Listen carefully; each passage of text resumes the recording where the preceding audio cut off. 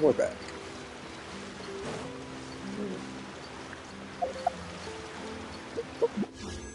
Oh, matter of fact, hold on 1 second. I have to send that to a friend of mine. This is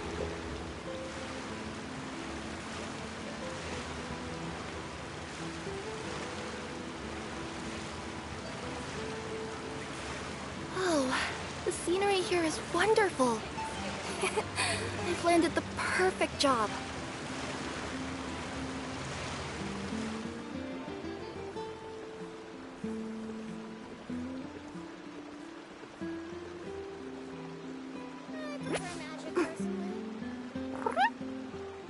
there we go.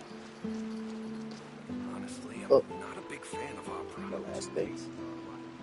The details guide the story. There we go. Can't hear the story if I have the TV muted.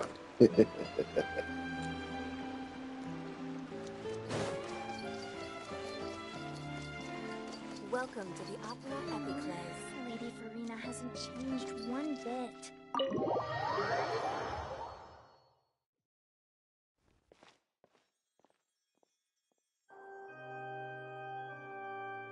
Ah, Traveler and Paimon.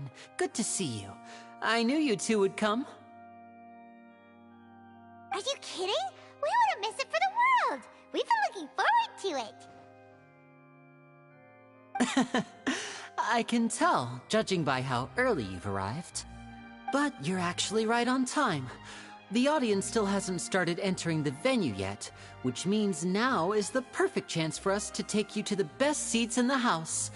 Wait just a moment, I'll fetch the tickets.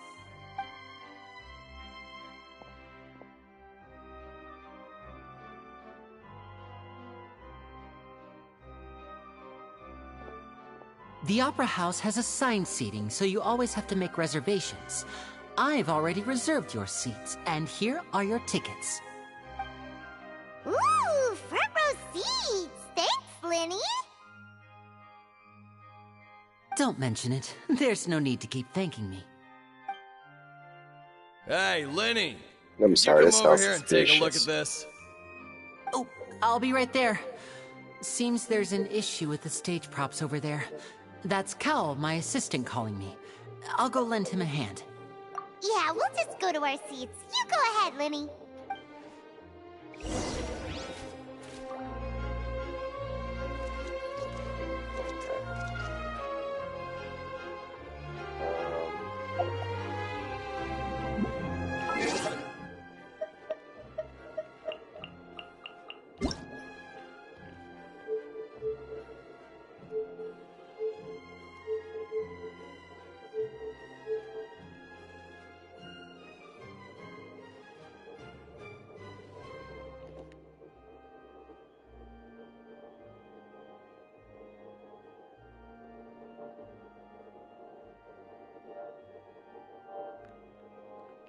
No, where is it?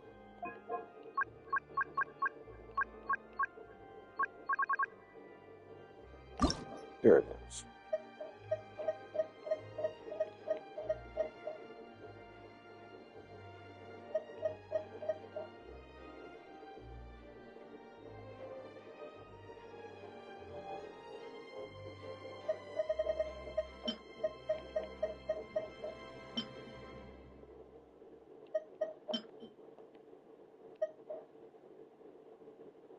Yeah, that should be it.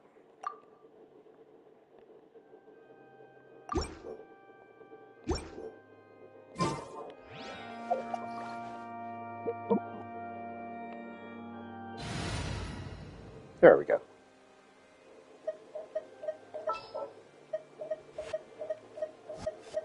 I'll lead the way.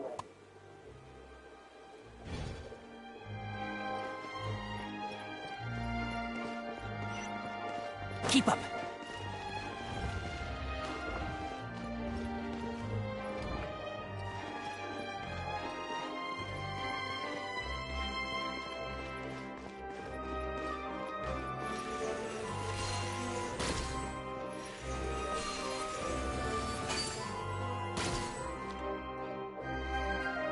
Hi, how's it going?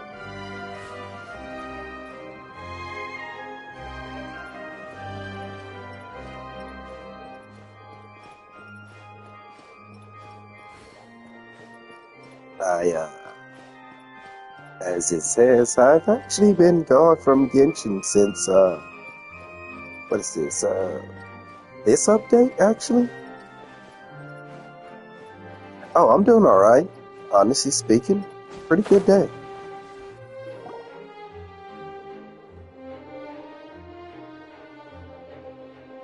Oh, these should be our seats. Come on, let's sit down.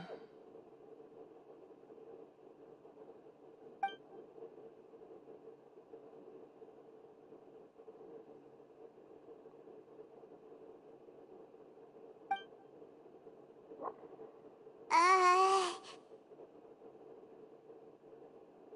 uh, hey, traveler.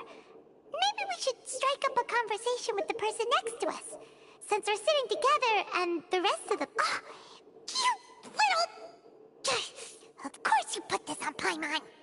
Excuse me, I did not realize you felt awkward. I am terribly sorry. I would be perfectly happy to chat with you if that is what you would like. Oh! I know, right? So you heard all of that, did ya? Boy, you sure have good ears. Paimon thought she was keeping her voice down. Wait, that's not it. Paimon's... Sorry. Paimon's the one who was being rude, talking under her breath like that. Let's talk, but, what should we talk about? Oh, Paimon's got it. You're also here early and sitting in the front. Are you a Honestly friend speaking, of Linny's Paimon's one of the too? biggest A reasons why friend, you say? I actually like Well, this if game. Mr. Linney would like to be my friend, I would be more than happy to reciprocate.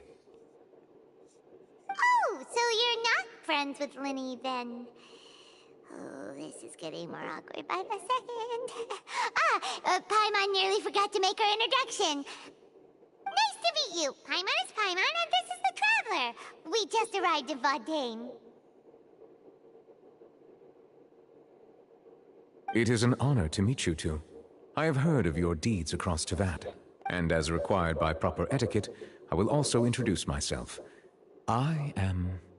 Oh, Monsieur Nervillet. What an honor it is to have you here to see my show. Ah, Mr. Linney. I should say it is in fact an honor for me to see your performance in person. Wait, Nervillet? Could he be... I saw you all chatting just now, but it seems you still don't know who Monsieur Nervillet is. Allow me to introduce you to Fontaine's Chief Justice. That seat is always reserved for him. It wouldn't be too much to say that he's the symbol of justice and honesty here in Fontaine. Whoa! Sorry for being so rude just now. Paimon had no idea you were such an important person. No offense taken. Being Chief Justice is merely what I do for work. Nearly every person has their usual reserved seat, so I'm not so special, really. And by the way, I should probably let you know, even though I would prefer not to. There's someone sitting up there in the VIP seats that has been striking a pose for quite a while now. I believe she is trying to give you a most elegant and impressive first impression. So I think you should take notice of her sooner rather than later, otherwise she may become flustered. Didn't even notice she was there.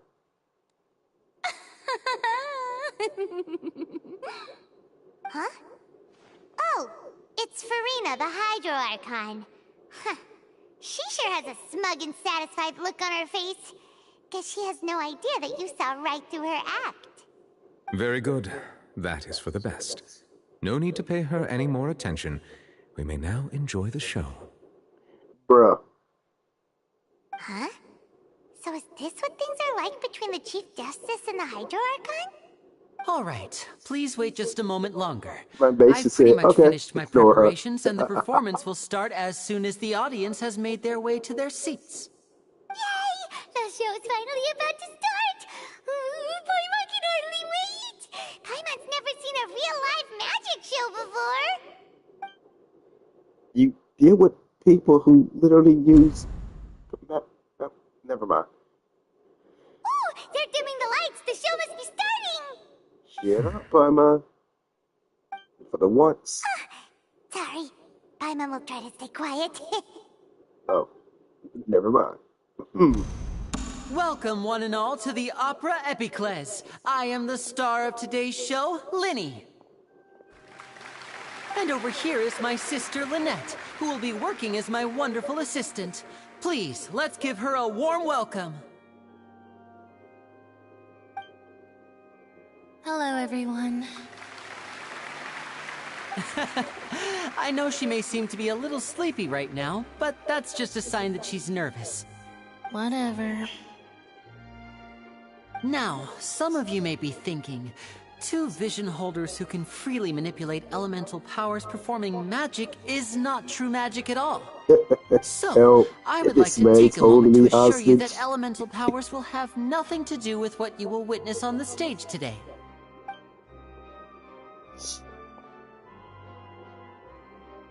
Both Lynette and myself have removed our visions for the show. That way, even the gods won't be able to help us. Oh, good point. That's what makes the show real magic. Now, without further ado, let the show begin. Lynette will now exit the stage to make some preparations.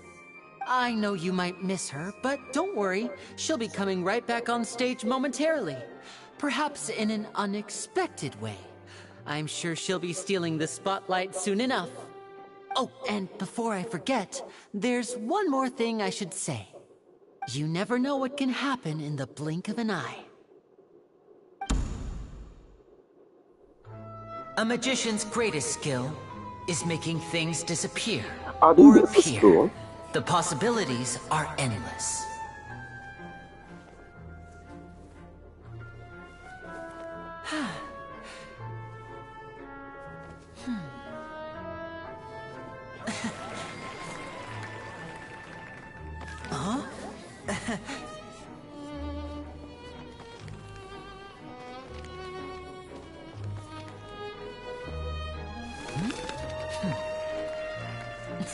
Where you keep that bird in? But this isn't what you came for. These little tricks, you've seen them all before. So it's time for something truly extraordinary, don't you think? This one's a little tricky.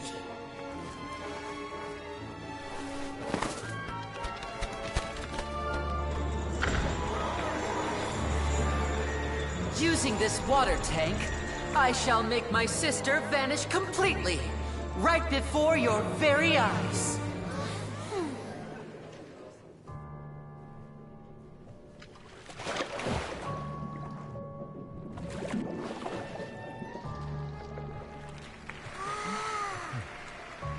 It's actually quite simple.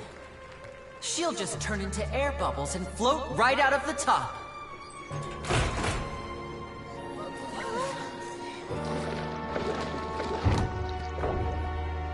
Oh no! I told them to check all the props carefully. With the lid on, even air can't escape. An amateur magician would be getting very nervous right around now.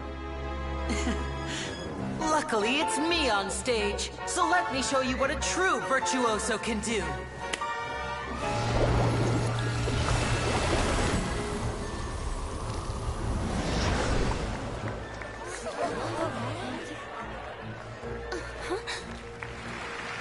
Lynette, are you still there? Don't go too far. We don't want to use up all our magic. Hi, I'm back. Uh-huh.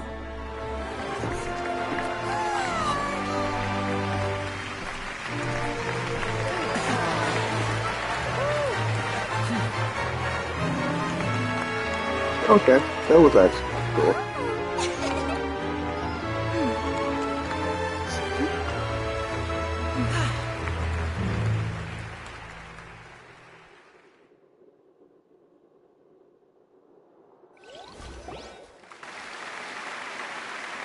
Whoa! What in the world just happened? How did he do that? Paimon didn't see him do anything! Wasn't Lynette inside the water tank? How did she disappear If we could see easily through his tricks, then that would mean that his skills are still lacking. To appreciate magic, you should focus on the show happening on stage, rather than getting caught up in trying to see that which has been intentionally hidden. Guess you're right. Paimon couldn't believe her eyes when Lynette reappeared. Amazing! Thank you everyone. I'm glad you enjoyed that performance. But our magical journey has only just begun. I've prepared even more astonishing surprises for everyone here. Okay, The magic okay. of transformation and disappearance can go Another far best magic beyond they what can you've do just in this seen. game. Buff Dehya. Ah! I'm sure many of you are thinking that escaping the water tank was impressive enough. But Lynette is still my assistant after all. In which case, I have ample time to make all necessary preparations. So, for my next trick, I will require the participation of one lucky audience member. Oh yeah, that's Please, fine with me. if my assistants I'm could bring actually out the just not magical starting to get boxes back now. into it. There And are 2 boxes yeah. and only 2 boxes. Hopefully, One is here, hopefully I can and stick one is around this there in time the longer. aisle among the audience. I'm sure many of our clever audience members have already guessed our next magic trick. That A is, swap. if it allows, Our lucky because audience I member and I remember I'm will on each enter a PlayStation, magic box. and like it After counts my 1 minute, PlayStation we will each friends emerge from the as opposite box. part of the friend list, Now which please, doesn't happen everyone on pay Hawkeye Star very Rail close attention to the box you see or here. ZZZ, Don't give but me any on chance to make a move. they just messed it Wow! up How's he gonna do completely this?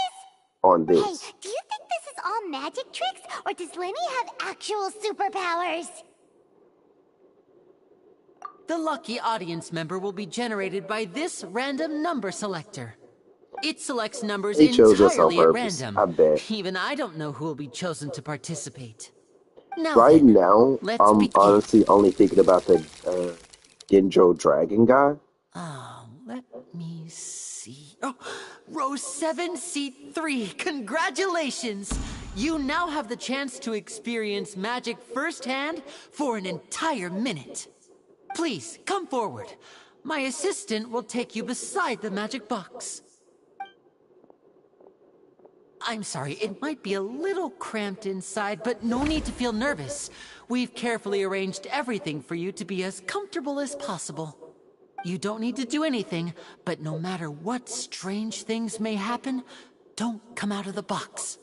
If the magic is interrupted, who knows where you might end up? You might even find yourself in the Fortress of Meropide. Oh, okay. Isn't that the girl that tried to steal earlier? All right. Before I enter the magic box, there is one more thing I need to ask the audience to do. Could you all give me a countdown? Like this. 60, 59, 58. Just keep counting down. You can go a little faster or slower if you like. I won't be able to see anything in the pitch black box, so I'll be relying on your voices to know when time is up. Oh, and no tricks now. If you quickly count from 60 in just 30 seconds, then I'll be in a tough spot. Ooh! Paimon kinda wants to count faster after hearing him say that!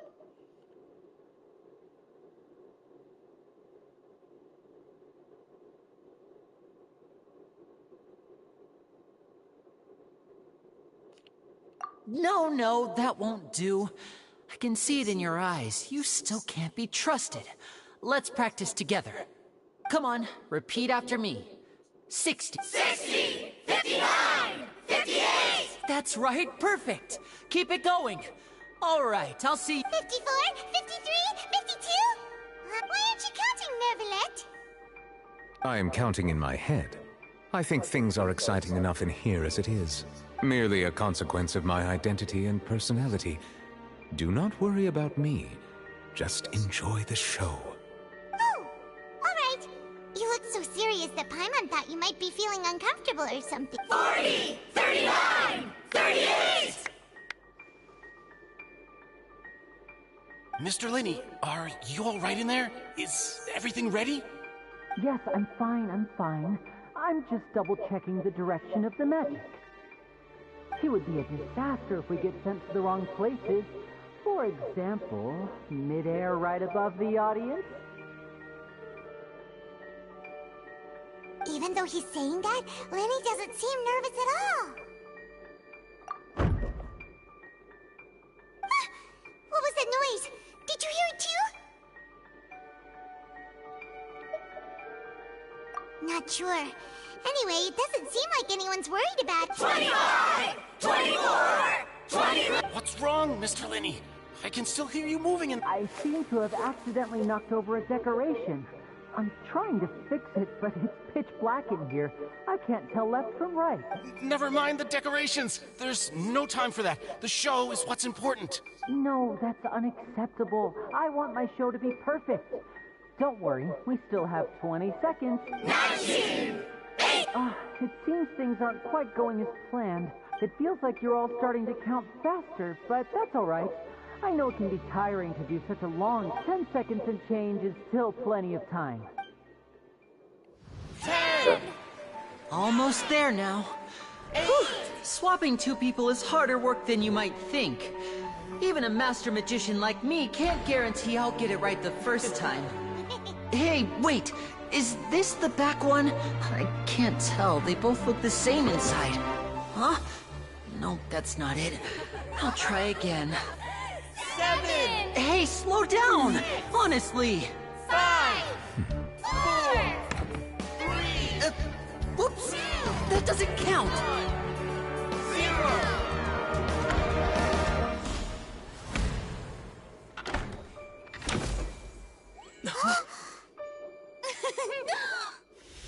Ta-da!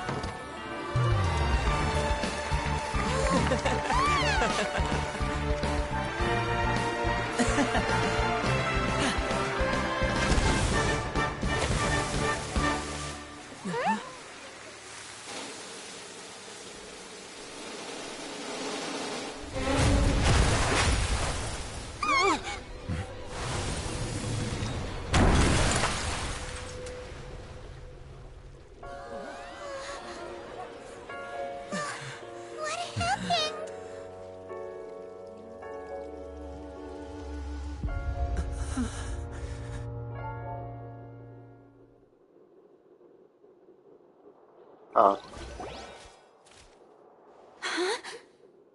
Is this part of the show?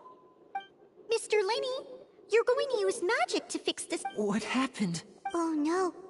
Maybe this isn't part of the show. The girl was still in that box. This performance is over. Medical staff with me. Guards, secure the scene and detain all the performers. Seal the exits. No one is allowed in or out at this... Yes, that's right. If this was just an accident, then we must investigate the cause. But if this was all part of some scheme, then those accountable will not escape the judgment of the God of Justice! No need to be alarmed, you two. We'll get to the bottom of this soon enough.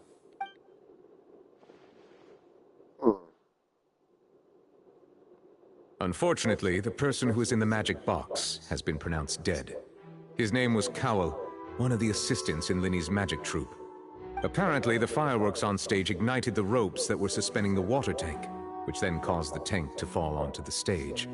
As of now, we are still not sure why we found Cowell in the box, rather than the guest from the audience.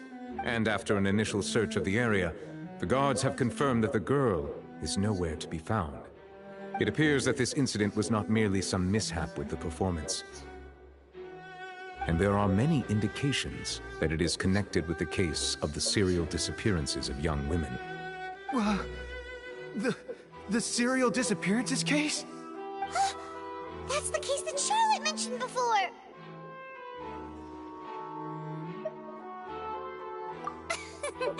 I know the truth. I can see through the whole thing. Really, using such a shallow and obvious mystery as his finale. Did he really underestimate us that badly? I say that our powerful magician, Mr. Lenny, is now the prime suspect for the serial disappearances case. What? Huh? Why me? This whole thing was an accident. Oh, This all occurred during your magic show, did it not? The missing girl disappeared after being chosen, did she not? The deceased is one of your assistants, is he not? Now that I think about it, that whole speech about magicians making things disappear was nothing more than a provocation, a bald-faced challenge. Oh, That can't boy. be right! How can Lenny do this? He was in the box on the stage the entire time! We can even hear his voice! Besides, before the show, he told us that he would like to catch the criminal behind the disappearances!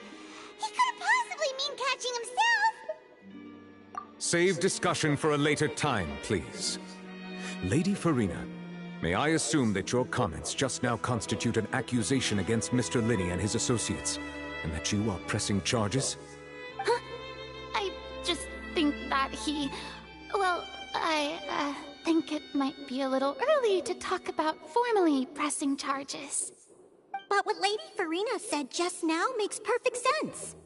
Looks like she's gonna personally deliver. A kidnapping and murder carried out under the cover of a magic show. Lady...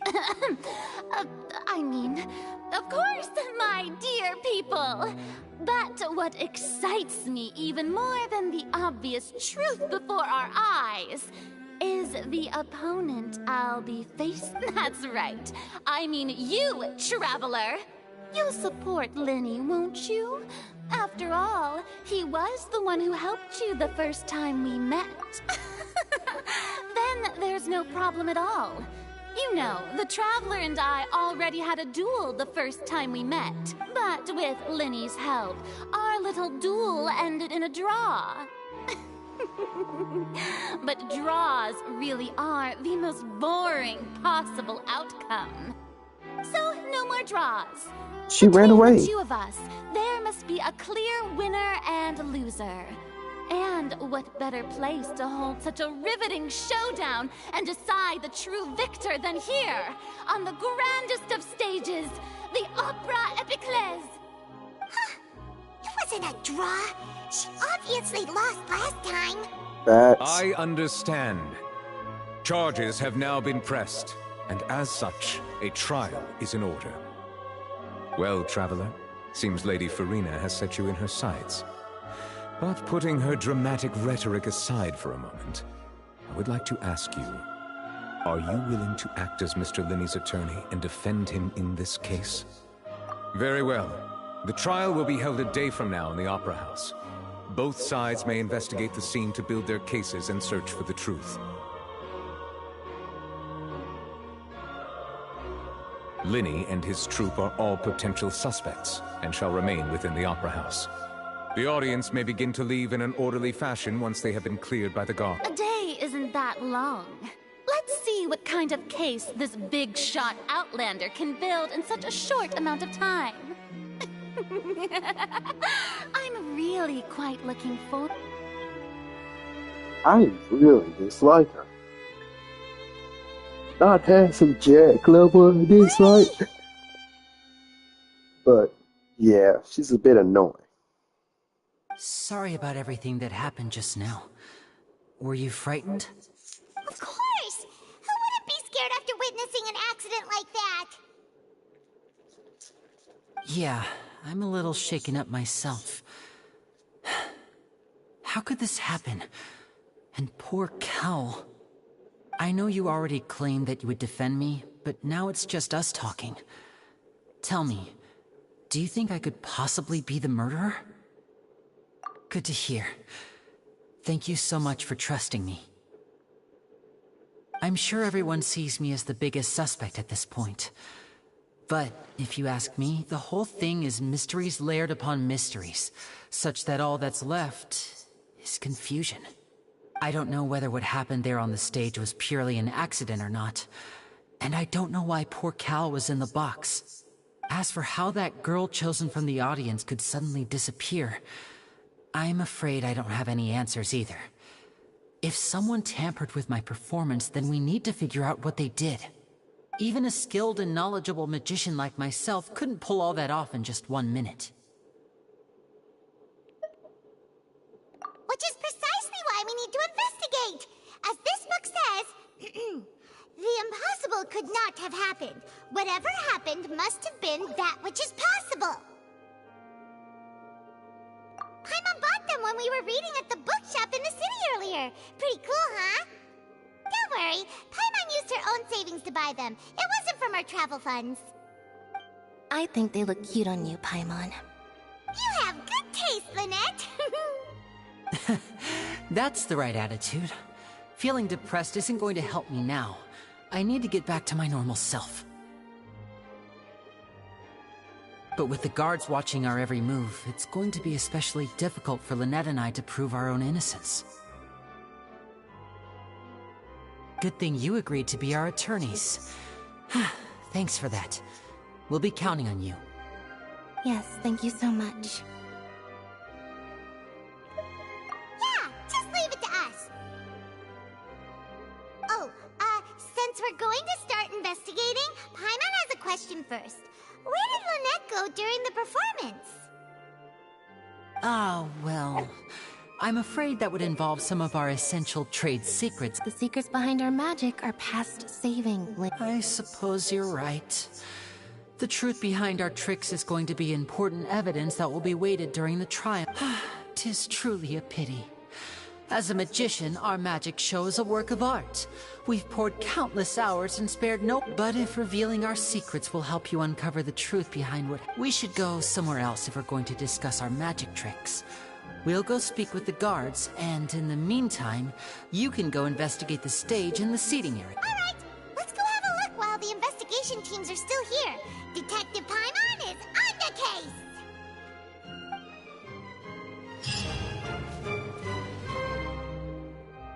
Hello, officer. How's the investigation going?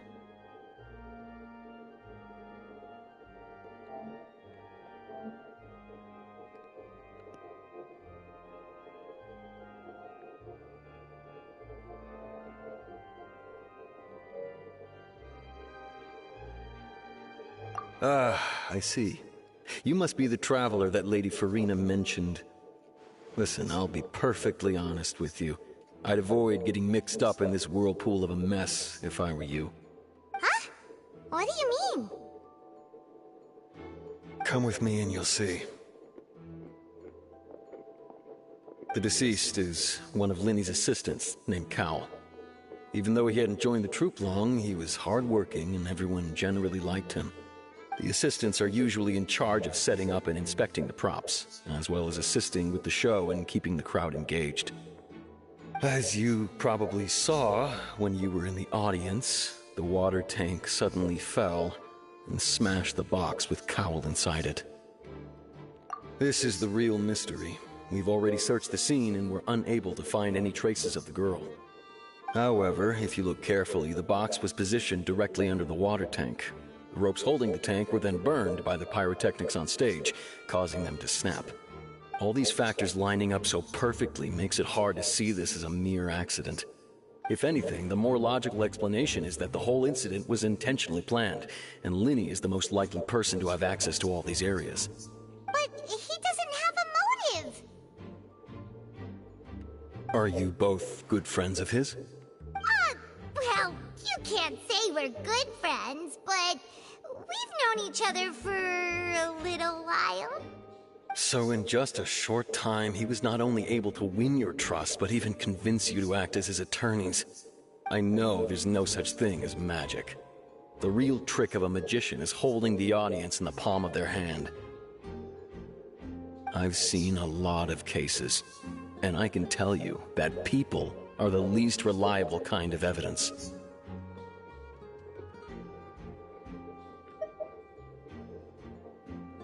Sorry, I tend to be pretty straightforward.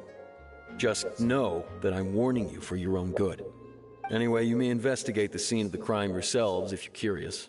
Who knows, maybe you'll be able to come up with some new evidence.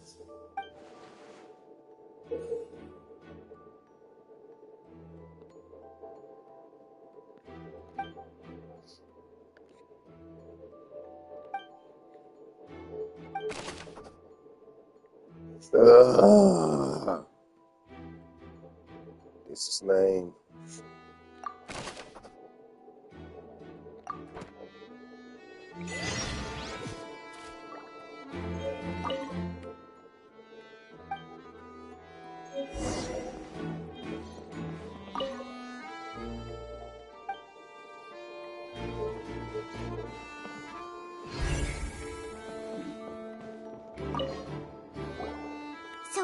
the rope that broke and caused the water tank to fall.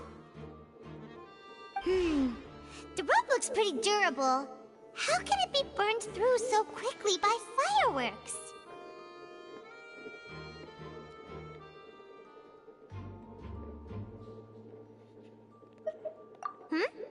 Why are you suddenly so serious, Traveler?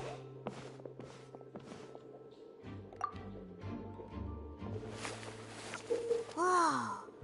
Look! This bit is made from different material!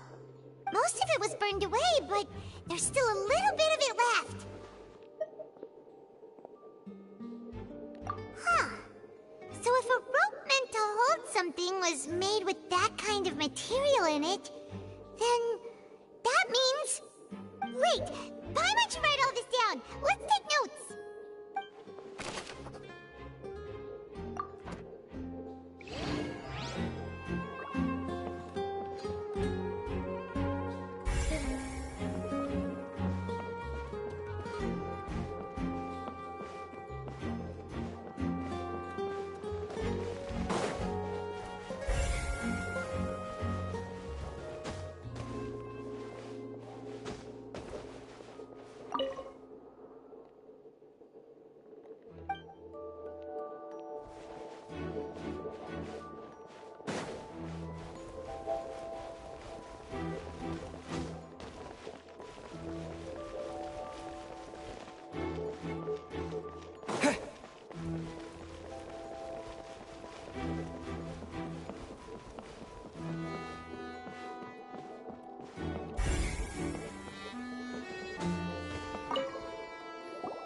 Hello there!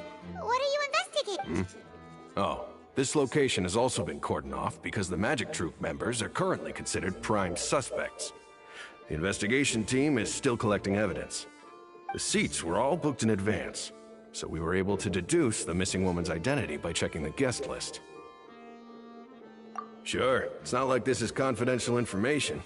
We will publish it later anyway when we petition the public to help us find the missing person. Her name is Halsey. She's a painter from Fontaine who's made a bit of a name for herself. Apparently, she wasn't a regular at the Opera House, but she'd been feeling some pressure with her work lately, which made her decide to come see the magic show. The Magic Troop members all claim not to know her. We have looked into her social connections. It seems that she has no personal grievances or conflicts of interest with the suspects. Simply put, she wasn't related to the Magic Troop at all, which matches the features of the previous serial disappearances. Were the victims of previous cases also chosen at random? That's how it seems to us, in any case. Apart from the fact that they were all young women of around the same age range, there really weren't any other connections between them. Okay then. No need to be so formal. If you do happen to see the missing girl, please be sure to contact us.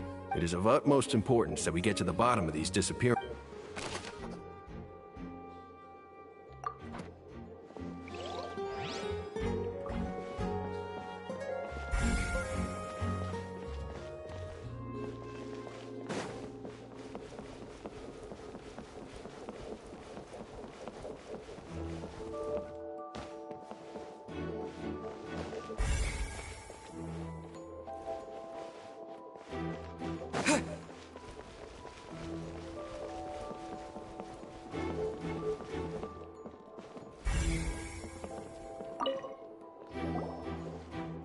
The investigation team has some new findings. Turns out there's an issue with the random number selector after all. See, I told you. What if the machine picked some big guy's seat? You think the murderer would have still made his move then? Sorry to interrupt, but we're helping Linny and Lynette with their side of the investigation. What were you saying about the number selector? There's something wrong with it? You're trying to help them? That'll be a tall order.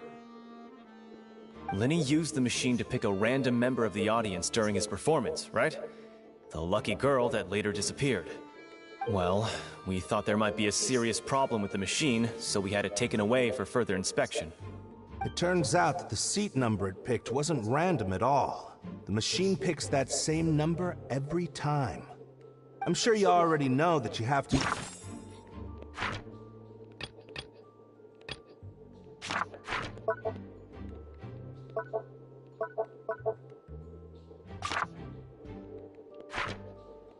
a reservation in advance to get a seat, regardless of whether it's a trial or some performance. In other words, Linny knew who would be sitting where from the very beginning. That much checks out. Linny reserved our seats for us, too. Bet you see why I was saying it'd be tough to make a case for Linny.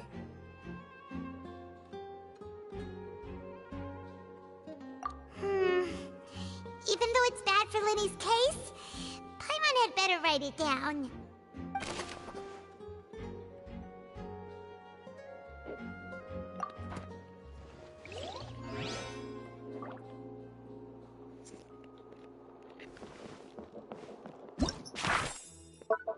These people needed to register and reserve a seat for the show. That, combined with this number selector, could allow you to pick a young lady instead of some old fogey.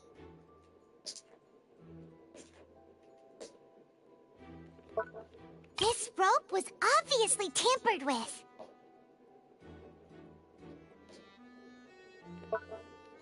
Whoever the murderer was, they must have made preparations well beforehand.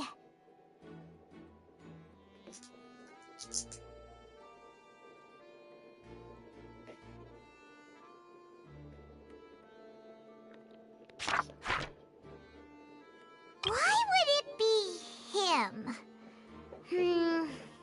How strange.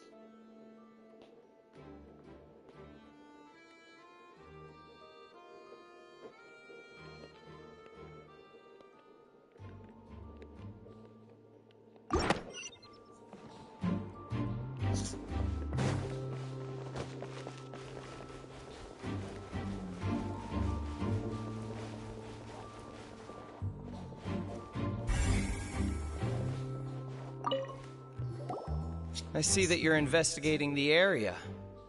Well, it just so happens that I'm interested too. If you find any new and interesting leads, be sure to share them with me, all right? We don't have too many thoughts yet.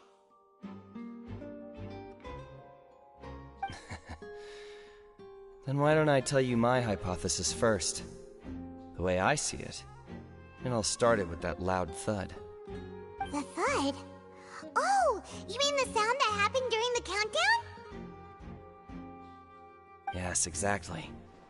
It wasn't terribly loud, but I suspect that most people heard it. It's just that everyone was awaiting the results of Linny's trick with bated breath, so no one paid it much mind. But now that the incident has happened, the thud has become an important clue. That makes sense. So, what do you make of it? I'm of the opinion that it may have been the sound of Linny's accomplice. Lynette, perhaps. Jumping atop the water tank or something like that. And when the pyrotechnics went off, she cut the rope, sending the water tank crashing down. But wasn't the noise we heard too loud for that? Perhaps the balance wasn't right, leading to a particularly rough landing.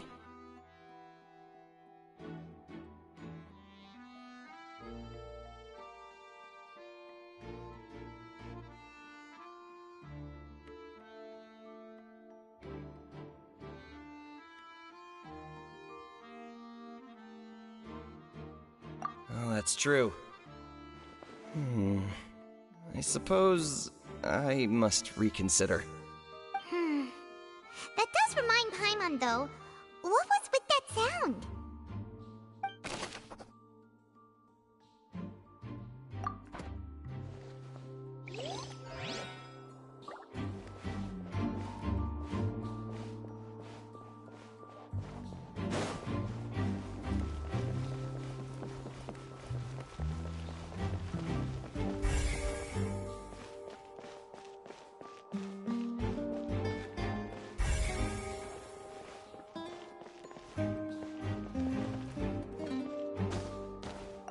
Linny's still talking to the guards. It seems he'll have a lot of it. I think someone will be assigned to monitor us later, but that's alright. Linny's still talking to the guard. I think someone...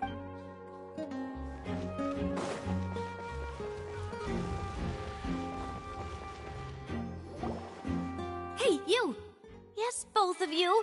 Over here. I've been keeping an eye on you for a while now. Huh? You mean us? That's right. If I'm not mistaken, you're also among those who wish to cut down the thorns and pursue the truth. No? And by the looks of it, you're not from Fontaine.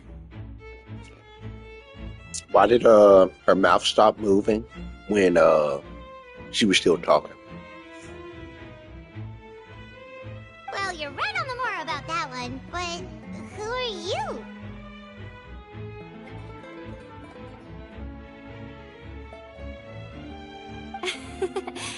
Have you never heard of the Spina di Rosula? From mediating disputes and providing protection to solving conundrums, you name it, Spina di Rosula does it. And I, Navia, have the honor of being its renowned president. Though those who play by our rules call me boss. I'm Silver, her attendant. Pleased to meet you. And I'm Melus. Demoiselle's various daily needs and affairs are under my purview. Huh? Boss? Demoiselle? What gives with the names? Well, I am the second generation president. Malus and the others are still used to my previous title. My apologies, Demoiselle. Should you prefer, boss, I will endeavor to use that instead. No, no need. You don't have to call me boss. Just Navia is fine. Okay, if you say so.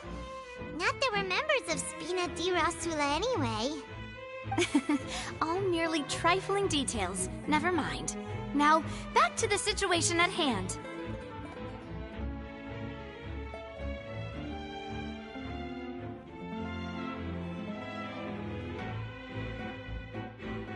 That's right. I've always kept an eye on the serial disappearance cases. My interest stems from a matter back from my father's time. Judging from the look of things, I find Linny an unlikely mastermind. Really? We think so too! That's why we're looking for clues now! But how did you come to that conclusion? Intuition, naturally. My unparalleled intuition.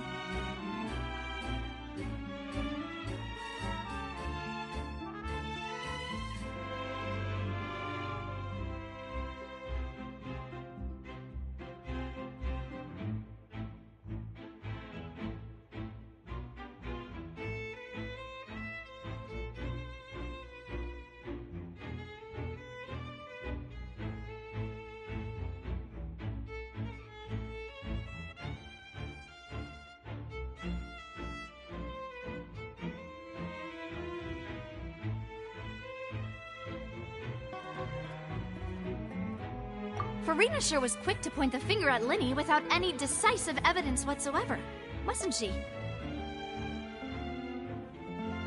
But that's not uncommon for her. If you remember, the Justice had to interrupt her and ask if she was pressing charges just to keep her from getting carried away. Anyway, a trial begins the moment someone levels charges. And, of course, there was no way Farina was going to back down in that situation. Sounds more like you just don't trust the Hydro Archon. Well, what's your opinion? I must admit that she can be interesting at times, but liking her doesn't mean that I'll blindly agree with her.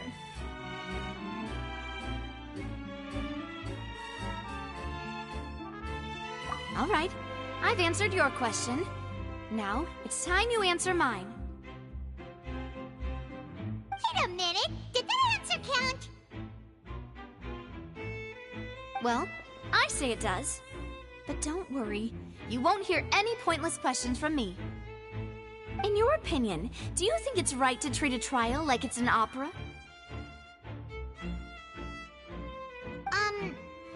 Well...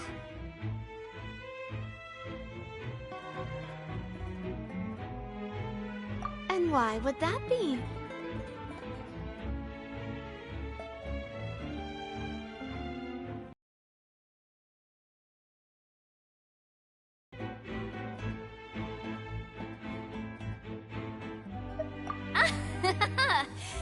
See, Silver and Maloose? I told you they'd be different. Most astute of you, demoiselle. I too think that the traveler's response was most excellent. I like No matter this how gentleman wonderful the right script here. or how fervent the audience's His expectations groggy may voice be, makes me the feel trials that go on cool. stage here Nah, must be based in fact. And if that can be done, boss, then I do like the mafioso look they give. Anyway, It's actually pretty cool. I like your answer. You passed with flying colors. Now, I need to make some preparations, following which our joint investigation shall commence. You two shall be my assistants. Wait! Since when did we become assistants? Hmm? Oh, well, I can be the assistant. Sure. Or your companion, if you like. I'm really not that fussy. That's more like it.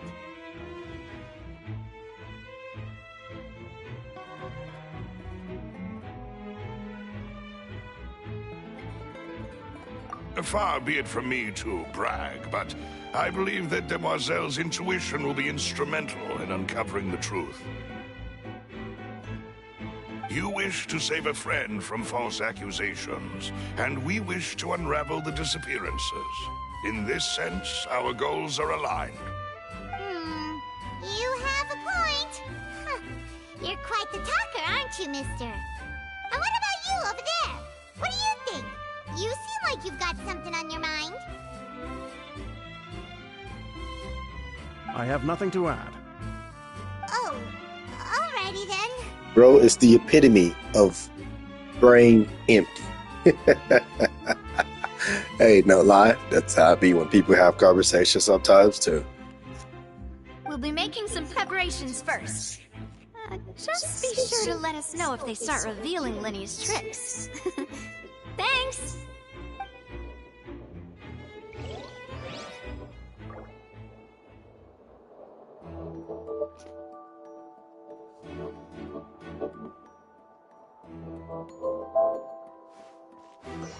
Alright, give me 1 second. I need to move something. I will be right back. Wish I could have somebody up here other than a traveler. But yeah, 1 second.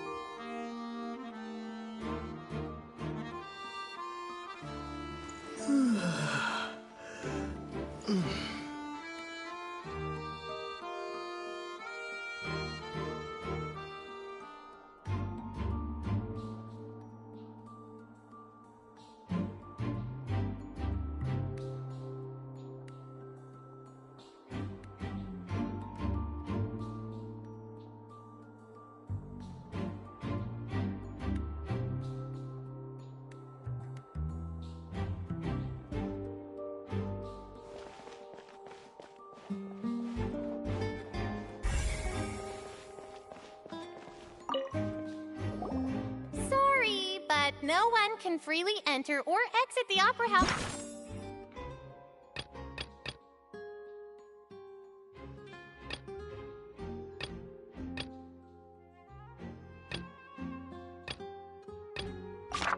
At the moment, if you wish to leave, you must register your identity with us first.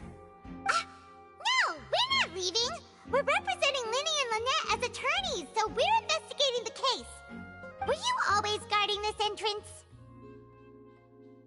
Yes, after the Chief Justice gave the order, everyone coming in or out must undergo a strict inspection.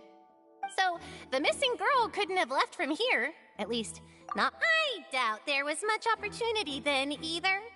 How can you be so sure, Well, because I was in charge of security near the entrance at that time. I couldn't see Linny's performance from here, which was quite a shame. Just my luck. But still, I did not abandon my post, and I stayed put no matter how loud the applause was. If someone had so much as even approached the door, I would have noticed it, let alone if they had tried to leave. We Melazines are good at that sort of thing, you know. So, it's safe to say the girl couldn't have left through here. Alright, thank you for your help. This will be useful info.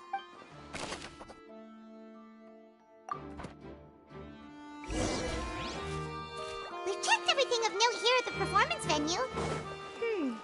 Paimon wonders how Linny's discussion with the guards is going. Let's go see, shall we? Ooh, things are getting interesting, huh? We're about to see how magic is made.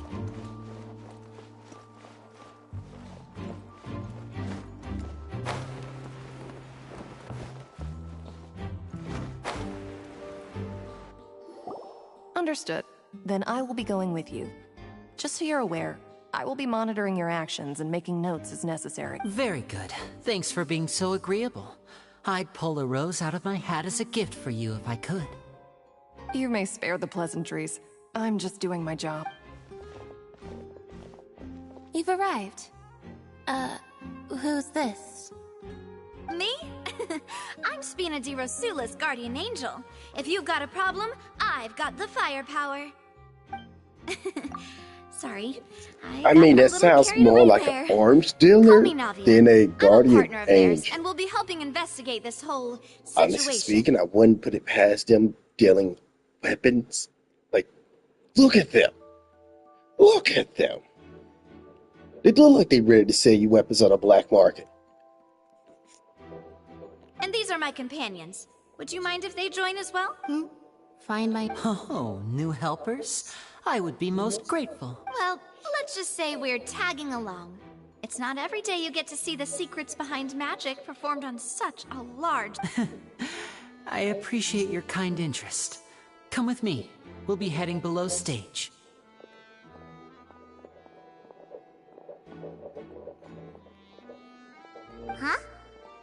stage? Yes, a world of secrets is hidden beneath this magic box. But before I reveal everything, you should have a look first. Notice anything strange here?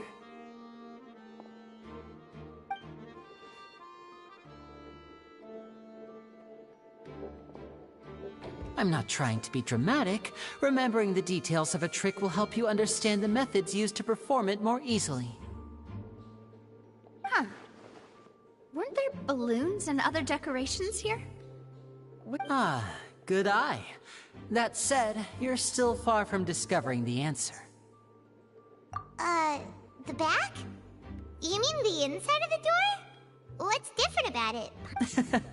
Very good indeed. I thought you might not be able to catch that, given that you were sitting in the first row. The back of this door was patterned. Those patterns are now gone, replaced by a smooth wooden board. So, if you put 2 and 2 together, what do you get? Exactly. All right, let's go. I'll tell you how it works as we head down. Oh, so there was a passageway under the magic box! I knew you'd figure out most of it as soon as you saw this place. The 2 magic boxes are positioned right above the 2 entrances of the tunnel. See this flatbed trolley? The box with the lucky audience member in it would be shuttled over to the other side using the trolley. This trolley can raise and lower and even rotate, ensuring that the box will face in the right direction. I see. So that's the purpose of the box inside another box. Precisely. The inner box would descend after the audience member was put inside and be moved along the trolley, all while the outer box would remain on stage as if nothing had ever changed. So that's how you did it! Once the box was lowered, the trolley would store some energy through this device here, with which it would complete the rest of the steps. The audience member would only be able to feel some slight movements in the dark, and by the time she walked out, she would already be back on stage. Right! You were talking that whole time, and you even came out for a moment near the end! Ah, yes. A phonograph operated by Lynette was used to achieve that effect. My assistant and I had already scripted our conversation beforehand. When the countdown began, I had already gone to the opposite box via a tunnel using that ladder. And what about Lynette? Where was she? I was in the mezzanine space in the back of the box. Oh, interesting! That's how we were able to coordinate Linny's lines with the assistant. And, by the way, I was the one who walked out of the box at the end. I mean, we are twins. All it takes is a change of clothes and no one can tell who's who. And that's my favorite part of this trick. Only Lynette and I can perform it. So that's how it all worked! Wow! Every detail you revealed was more amazing than the last! Lynette would briefly walk out of the box and then go back in, jumping into the tunnel and escaping before the box on the trolley could finish ascending. And then I walk out of the other box in the audience area, and the trick would be complete. The operative word here being would. But as you saw, Cal was in the box, not our audience member. She, on the other hand, mysteriously vanished. We really don't know how that happened. At least it's speaking how If not for that interlude, this would have been an astonishing trick. I probably never would have figured out how you pulled it off. And yet, to think that someone was able to use this magic trick to commit a crime. Could we have a look around? I think we can come up with some more leads. This is the scene of the crime, so Linny and Lynette are not permitted to stay here. I'll escort them back up. Yes, of course. No need to be so strict now. I won't disappear into thin air, you know. Thanks, everyone. We're counting on you. Okay, they got their visions back. I see heels on his back. At first, I was about to say, they didn't forget their visions back.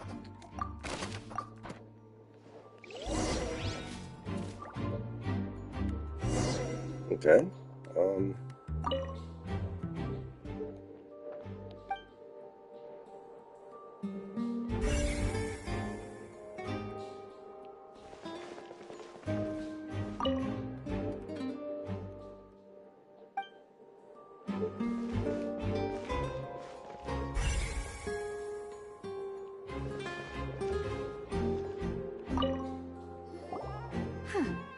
What's this? Looks like a hook tied to the end of a rope. Huh? There's a... Perhaps it was a prop for a different trick.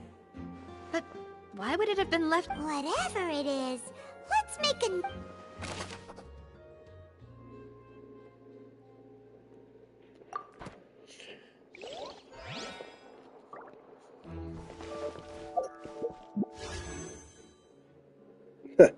I'm literally sitting at 99.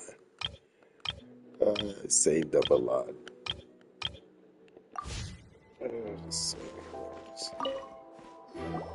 The floor is wet. Please be careful not to slip. Speaking of which, why would there be water here? Oh, Paimon knows!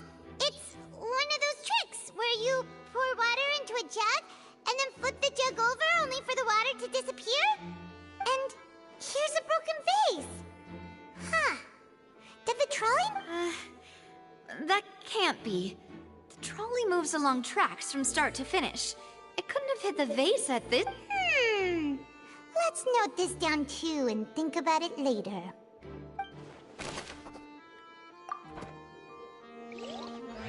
I like how serious Paimon's trying to be.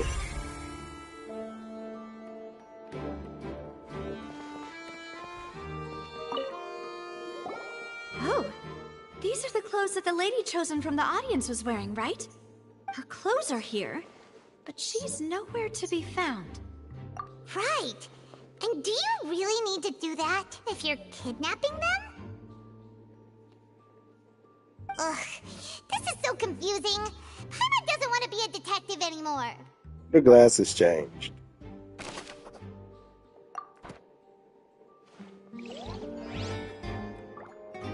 Matter of fact, she does show up like this. I honestly want to keep her like that. Like, it's adorable.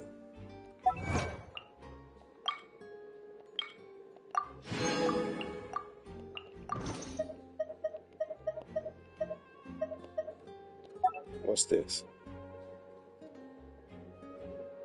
Oh, nope, not doing that.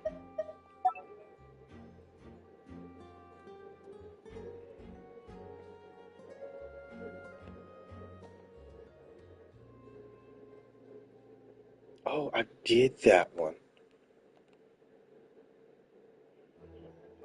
Didn't I? Oh, I have a QR code. 1 second. Where is my cellular phone? Yeah. Oh, yeah, that feels better. 1 second.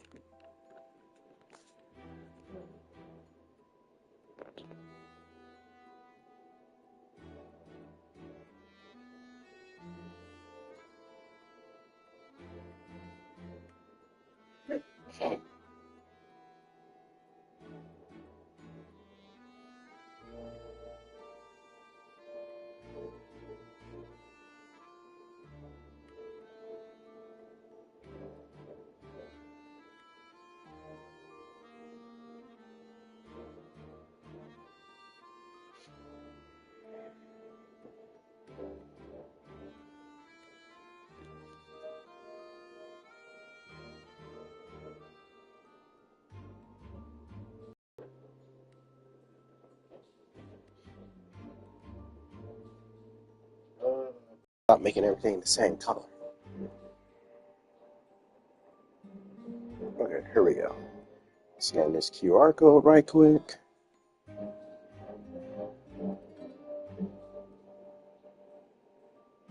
There we go.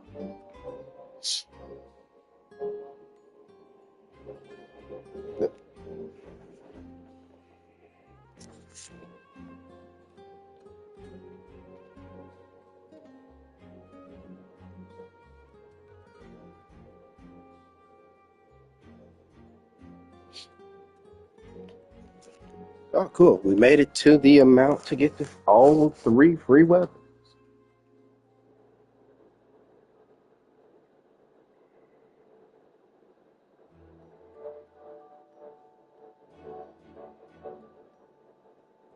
Nah, dang it.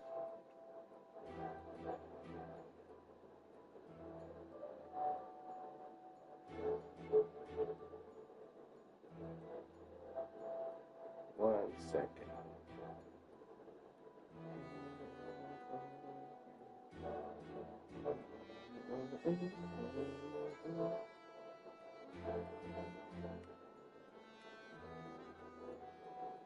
There we go. All right. Now we can start back. Oh, hey, welcome back.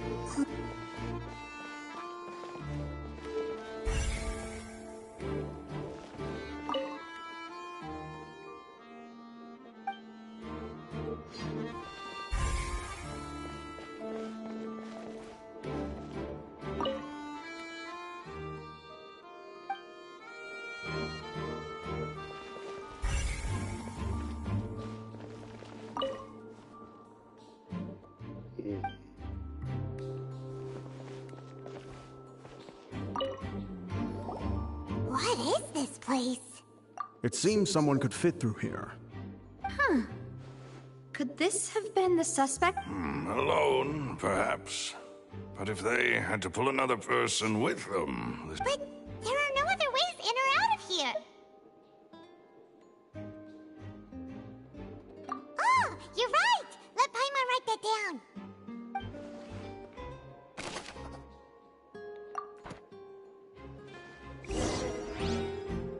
Seems we're just about done investigating down here. Yes. Let's head back up. That sure does everything, actually.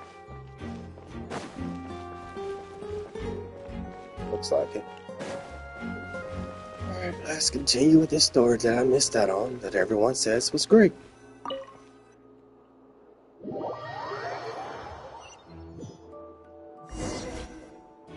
Well, we've ascertained the state of the crime scene. Let's find a place to sort out our findings once Malus returns. Seems to me that there are several things that don't add up here. Apologies for the wait, demoiselle. So, what did the guards say? Did the criminal escape through the vent? They believe the odds of that are very low, since the vent leads to the Opera House's basement. The guards have checked the area carefully. No one left through the basement during the performance or after the incident, and no one was found hiding there. So the tunnels become like a secret chamber then! You know, like the kind you usually see in novels! The plot thickens. Halsey's disappearance and Cowell's death are both quite inexplicable. It was no all wonder Farina was planned. so confident in her accusation. All the current evidence points toward Linny and Lynette. In other words, the charges are very likely to be upheld unless we make some considerable progress. Charges and then trial. So if the charges are upheld, they'll announce a sentence? That's right. This is how a trial goes in the Opera House. During the proceedings, the Chief Justice and the Oratrice will hear statements from both sides. That's right. This is how indemnitium is produced. The statements from both sides, the defenses from attorneys, witness testimonies, and even the audience's emotions will all be projected on the Oratrice. To put it simply, it's as if the Oratrice has its own will, and is a judge in its own right. This also precludes any kind of favoritism on the part of the Chief Justice. And not that this has ever happened anyway.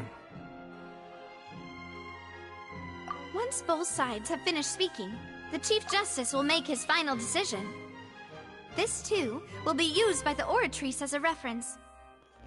I actually wanted her when she first came out, but I didn't want to start back playing the game. It's a weird predicament. And it was mainly due to the fact that it seemed like she was like, if I'm not wrong, her kit's more set for none. Like she's the only Geo character on the team. Kind of like how Nouvellette is semi-centered around him being the only water character on the team? I may be wrong on that, but yeah, I do like her design though, and the stars in her eyes are kind of cool. Then, finally, the aura trace will be consulted by officials. The result it returns is the will of justice itself. Huh? So that machine is the one that actually decides? Paimon thought Neverlet called the shots.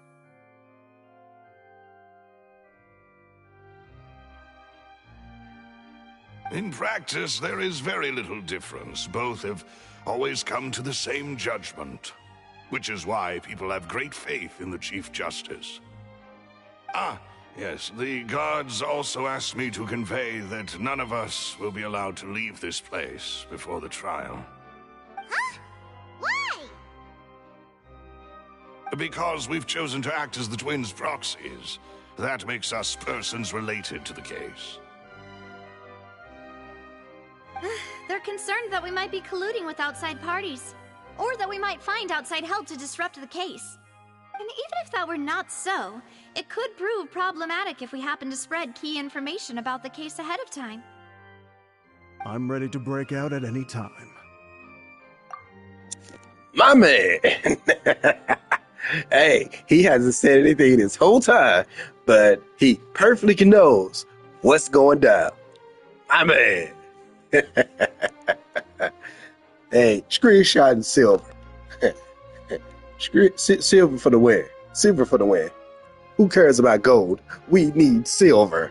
He is the man. Hey. I'm ready to break out at any... That's all he had to say. I'm ready to break out at any time. My man.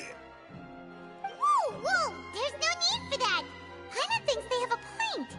That said, are they providing food? Of course. I just hope you don't mind the lack of options. I'm afraid that catering to all tastes is not in the cards, nor is any guarantee of balanced nutrition. In that case, let's just sort out our findings together here. Pity. I was hoping to take you to try some of Fontaine's famous desserts, too. I mean, what better way to properly think through our findings than over some tea and sweets? Huh. Breaking out suddenly doesn't seem like such a bad idea after all.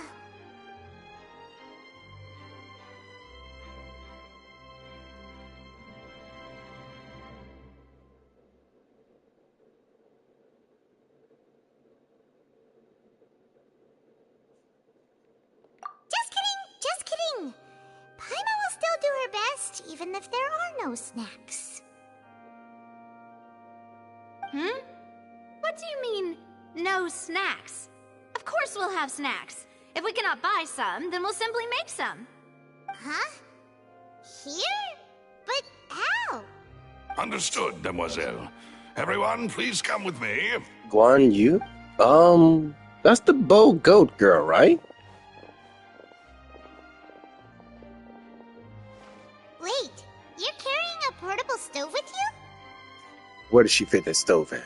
Yes, I must be prepared to meet the Demoiselle's baking needs whenever the fancy strikes her. Wait, what? I have What? eggs, sugar, and almonds at the ready. What the hell is up with these people? Oh, what the heck is up with these people? Safe. But yeah, I don't remember what her C6 is. Actually, after I get done with this, I'll check. Ayaka C6? Now, I did actually enjoy playing with Ayaka. I don't have any of her constellations. The only person I have high constellations on that's a 5-star is D-Luke. And I have, I think, Ito C2. I know I have Rain Shogun C2. And that's it. And pretty much nobody's actual weapons other than Dehya. Why'd I have to say her name? Yeah. Only because, oh yeah. Yeah, well, the thing was, at the time, I was actually pulling for Kuki Shinobu.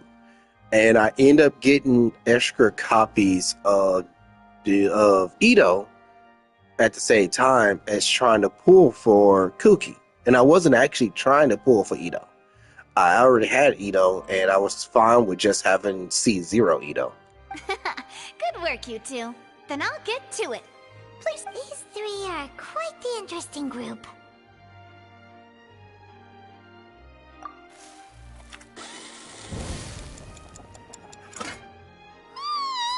And Paimon thought it smelled good while it was still in the oven.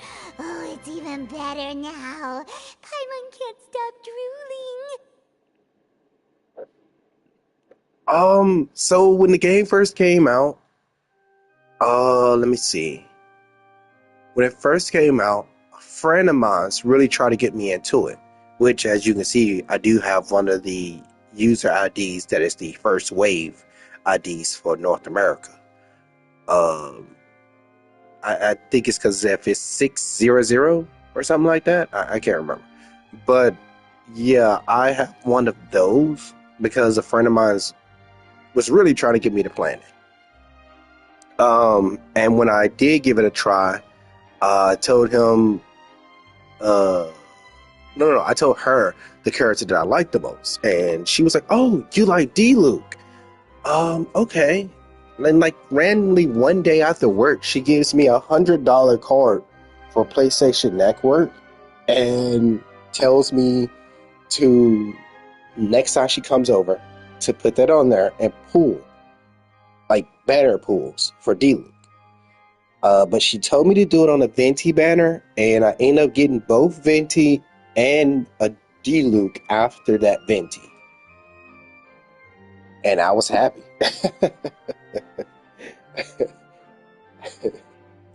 Honestly, D-Luke was the reason why I stuck around with the game for like super long in the first place.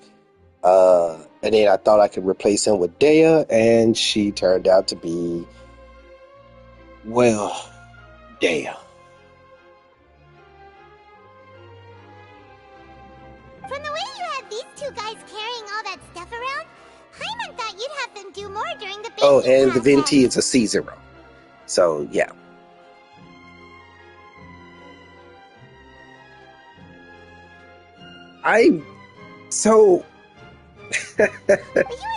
It's funny that you say that, because I have a friend of mine that say that about other games the most. I am completely free to play on Fate Grand Order, and I got Gilgamesh on their first, I want to say, what was that? His second run, which was that Christmas banner or New Year's banner, and I got him free. Recently, I got a couple of their 5 stars on there for free on their banners, minus the one I actually wanted. But hey, I don't see a reason in pulling for these type of characters too much, due to the fact that, or of my own money, which Genshin is the only one other than Epic 7 I've ever put money into. Honkai Star Rail, I am free to play on there too. Am I? Yeah. Free to play on there too. And I have pretty much most of the 5 stars on there. Some I just skipped because I didn't really care, even though they were the quote-unquote meta units. I was applauding. And I was giving encouraging smiles. Wait, what? What is an encouraging smile, bro? The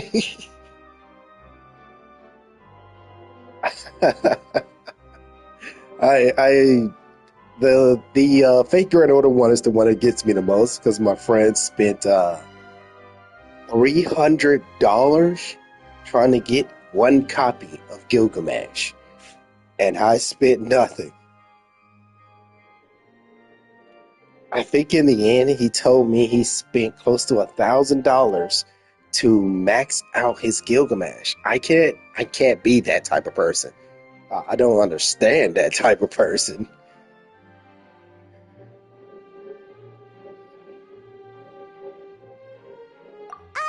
Paimon was just thinking, aren't you worried about getting your fancy dress less dirty beating egg whites and baking like this? Now, I will understand if, how do I say it? So, character design wise, the design of a character looks really good. I would like completely push the back of my brain that says, hey, this character's bad, leave it alone, and say, I'm just there for the aesthetics, like I did with Dehya, which I really wish I listened to my brain back then, because, I think 150, I got her and her weapon, and then noticed that everyone was right, that you needed her C6 for her to do damage. Well, C1 to do some damage, and that's like, that's a tick. Well, I don't think it's carved in stone anywhere that fancy ladies can only read books, sip tea, ride horses, and play the piano. I just really enjoy making snacks. Don't underestimate beating egg whites, by the way. It's a real arm workout. You also need to beat them to just the right consistency, or your macarons will crack. Anyway, give these a try, fresh out of the oven. There's 3 for each of us. Only 3? Oh no, I promise you, I'm not trying to. So I don't really play that many gacha games. So I don't really have that, like, demonic luck, as my friend tried to say it. Well, eating too many sweet treats might send all that sugar to your head. And You wouldn't be able to think I'm not clearly trying to about the flex case or on a anything sugar like rush, that. would you? I assure you I'm not. Now, I have put money into Genshin, and looking back on it, I do somewhat regret it because it was on Dehya. And yeah. Tea is ready to be served as well. This is Demoiselle's favorite, strong black tea with a floral fragrance that clears the mind and lifts the spirit. No need for concern, I'm merely doing as I should.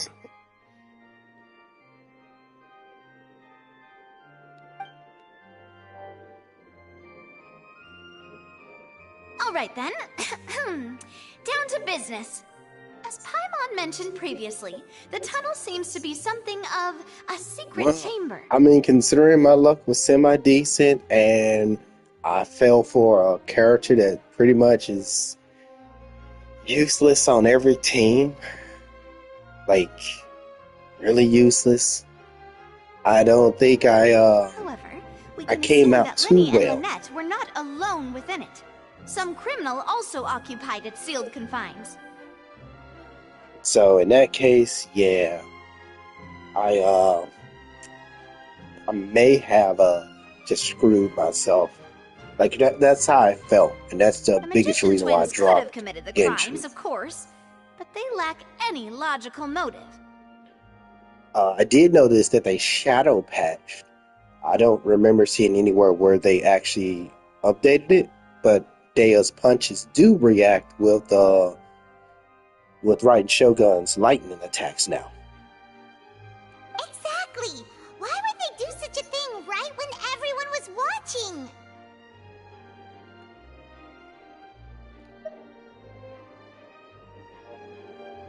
The flower vase and the thud we heard during the performance could indicate some altercation between Halsey and the criminal in the tunnel.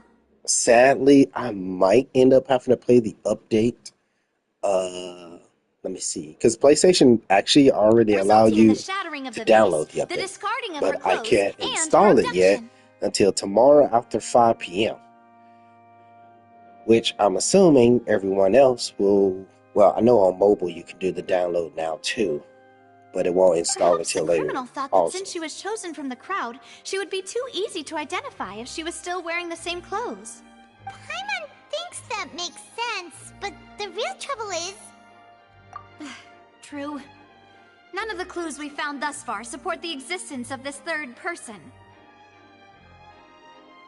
But the only people left to consider are both technically victims, whether it's the missing girl, Halsey, or poor Cowell. Huh. Could Halsey have secretly made modifications to the magic props in order to murder Cowell before making her escape?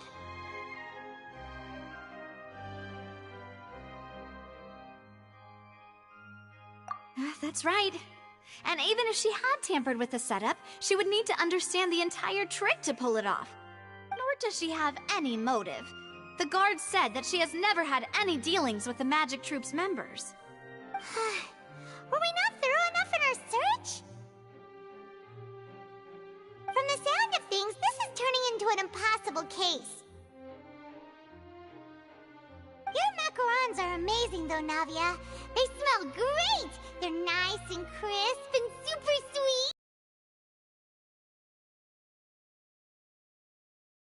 sweet! After all. And I see you've already had 5 of them. What? 5? Oh, that can't be right. Paimon only counted 3, honest!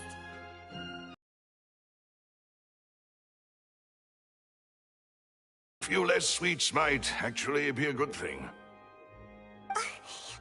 No. Being greedy is one thing, but Paimon knows how to count. Besides, Paimon knows that if she ate too many, then others wouldn't have enough.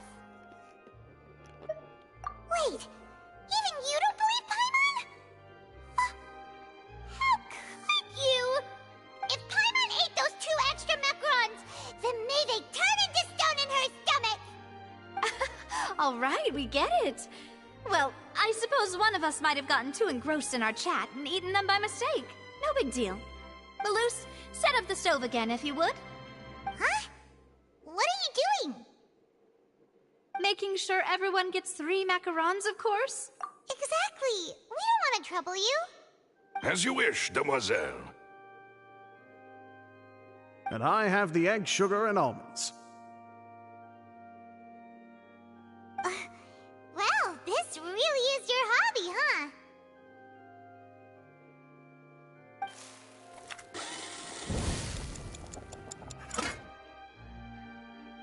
Well, that's it for snack time. I'm going to have another look around the area. I don't know what we're looking for yet, but we've still got some time. As attorneys, I suggest the 2 of you think the case over again. It would be awkward if you got all tongue-tied on stage during the trial. Alright, thanks for your help, and for the snacks. It was nothing. A small task for the Spina di Rosula. Silver, Malus, it's time to go. Oh, I'll be Silver back if I gotta find anything leave. new. No way.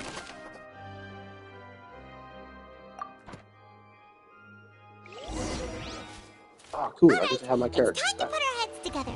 We've got to get our defense ready for the trial. Oh, it's probably gonna be a long and difficult case. There's no point in worrying about that now. We just need to prepare. Here, take Paimon's note. Oh, wrong button. Okay, so constellation-wise, yeah, like I said, C0 pretty much everybody but her. I lost 50/50s for Hills. Got Hills pulling for Cookie. Nope. Oh, I didn't notice I was at C4 for Dylan. I thought I was at C3, but okay.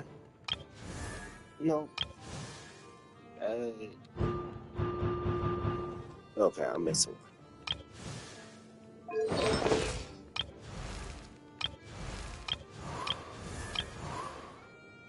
I think. No. I honestly just recently got a cheat sheet and was ecstatic about it.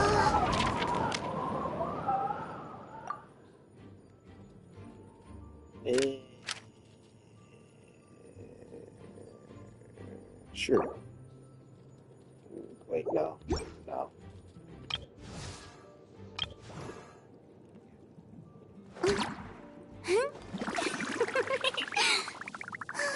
Have problems with her kit and would honestly wish they simplify part of it.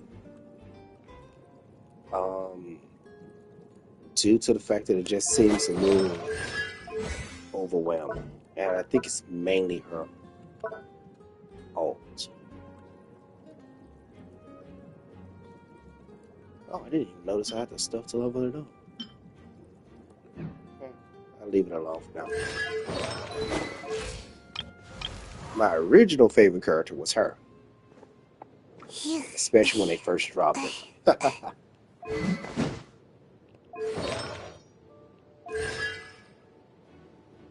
C6.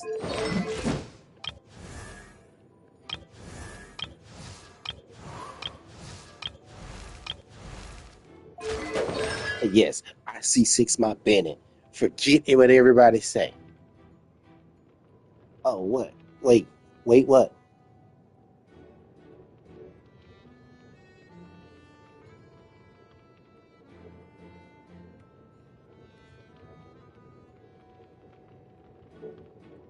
Okay, start out.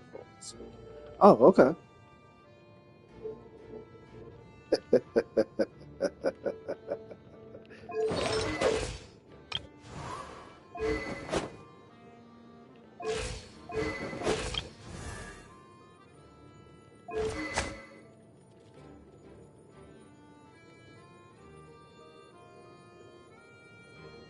The only crossover character this game will ever get.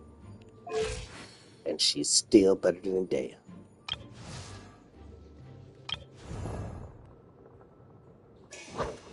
Wait, for real? Sparkle got a rerun? I didn't know that.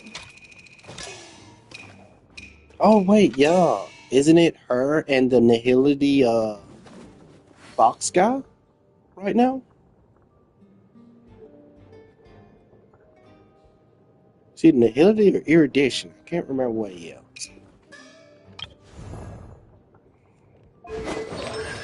Okay, yeah, I see 6 there before I start playing too.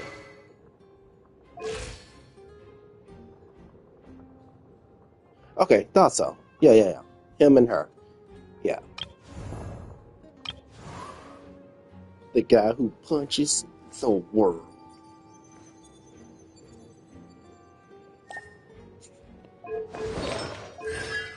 I just didn't build him. I don't know why she has to build.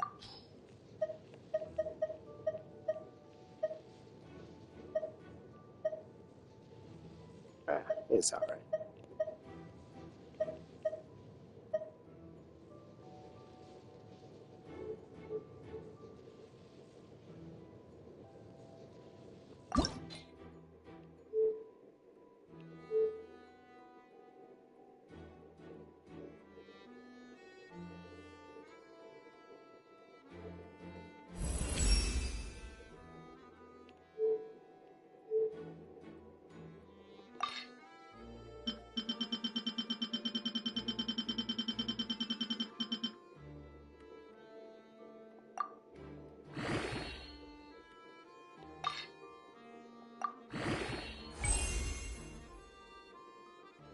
Nah, that'll take forever.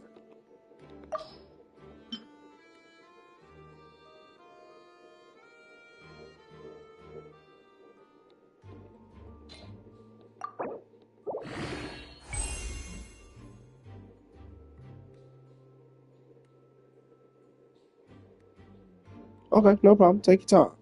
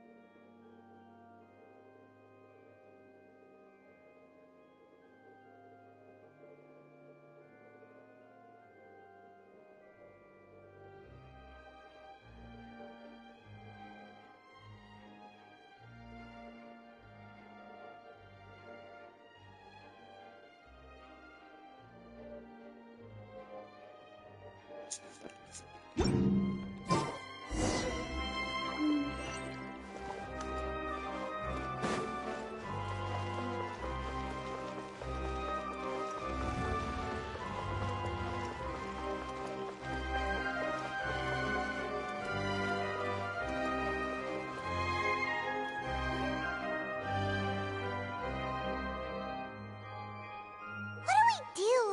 The whole situation is so confusing. Good plan. Impossible things don't just happen. We'll get to the truth one way or another. Just relax. Even if everyone else suspects Lenny and Lynette, at least we will be supporting them from the stands. Besides, I doubt Farina understands any more about what happened than we do. Thanks, Navia. Well? Best of luck to you.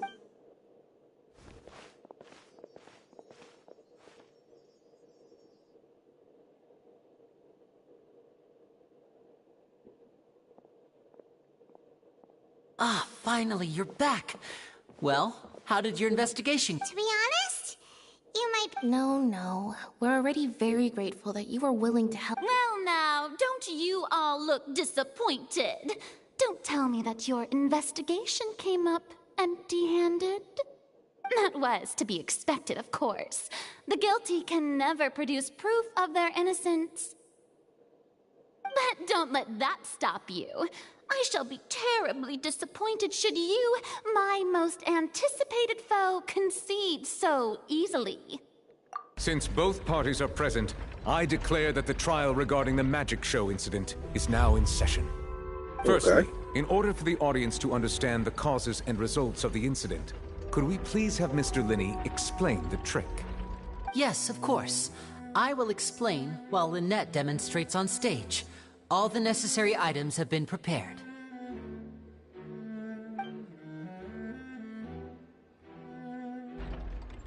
Thank you, Mr. Linney.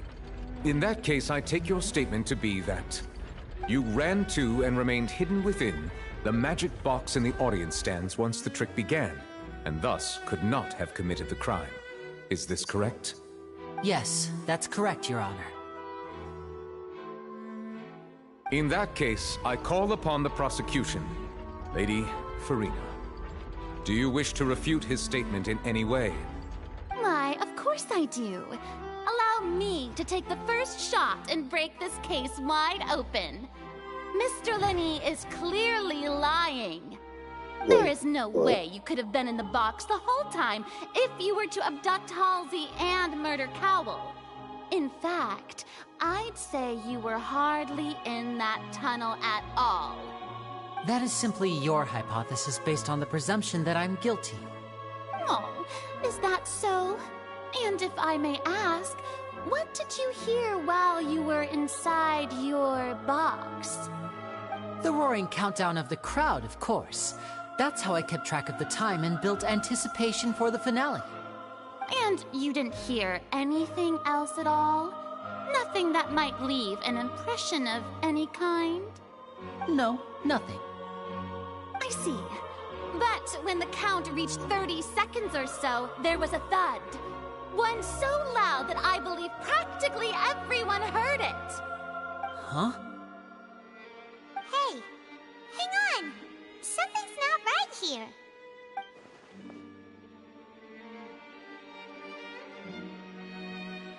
I mean, I'm sure he could have heard a noise that loud from inside the box. I was right by the box and I definitely heard the thud. Look at those scales. Could those mean... Well then, ladies and gentlemen, allow me to use the words of the magician himself. You never know what can happen in the blink of an eye. Indeed, it seems his alibi can also collapse in the blink of an eye. and Of she's course, I have presumptuous. armed myself to do far more than smash your alibi. Confidence cannot go unfounded, and my foundations are rock solid. Tell me, aren't you and Lynette actually from the House of the Hearth? The House of the Hearth? No wonder they did something like this. So the serial disappearances were the Fatsui's doing. Now it all makes sense. I've got a feeling that what happened on stage probably wasn't just an accident. That's irrelevant. Our identities have nothing to do with what happened. Facts. Indeed. Then perhaps you could tell us everything that happened during that 1 minute. Your first priority is to prove yourself innocent after all. I'm sure there is little that needs to be kept secret now. Unless your script already has holes in it. The Outlander is speechless. My, oh my, don't they look flabbergasted? Now comes the infighting and discord, I suppose. This was almost too easy. Oh, good thing I made all those preparations. Seems the all-nighter I pulled last night is really paying off. Wait, what? Hey, Lenny, why didn't you tell us this before? Order! Order! Mr. Linney, allow me to re-establish the facts. Lady Farina has raised 2 points. First, when the thud was heard in the Opera House, you were neither in the box nor the tunnel. Second, you and Ms. Lynette are both members of the House of the Hearth. Are these claims true?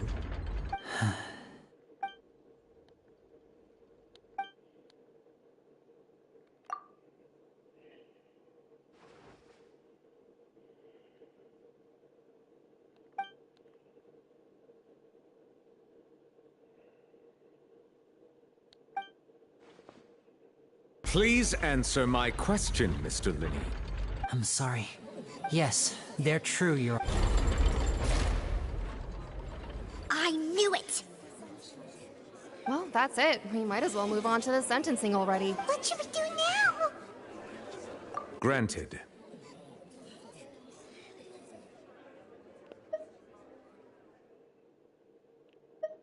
In that case, what is your request?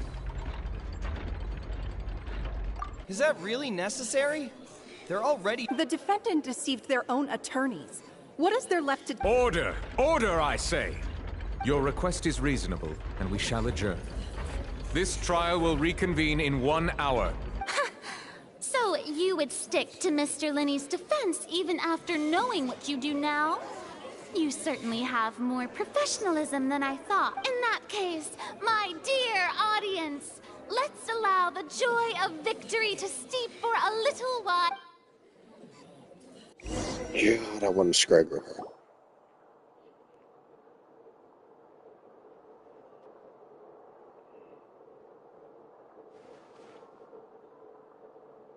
Well, this is awkward. I didn't think the Hydro Archon would dig all that up. I'm sorry, Traveler and Paimon. Yeah, sorry. Paimon doesn't know where to start. We trusted you two. We based our entire reasoning on the assumption that you weren't bad guys. Not to set the wrong tone or anything, but Paimon's really mad! I'm very sorry. I know you're angry, and reasonably so, but please, let me explain. I know you've clashed with the Vitui several times before. I wouldn't be surprised if just hearing the word is enough to make you upset. But our organization is very, very large, and the Harbingers have very different personalities and goals. Right now, we want to save people. As many as we can. That's right. I'm sure we're on the same page when it comes to this nation and the disaster that its people might face. I knew if it weren't for our respective identities, we could become good friends. That's why I didn't wish to flat out lie to you, but chose to hide some details instead. The truth is very important, but being completely transparent about everything would see us spending more effort than we need to. Why does it sound like the type of lingo and jargon you hear from companies nowadays? Like, yeah, we know we did something bad, but we'll try to be transparent from now on. And to see it in this game, after recent stuff, I'm just saying. Right. So, you be the judge. Technically, it was before. I fear that I'd even struggle to trust me at this point. You met a Fatus who works as a magician, a trickster by trade. All by coincidence, too. But still, I'm asking you to trust me. I am no criminal. At least, not in this case. Sorry. Please forgive us. Well, you both say that, but...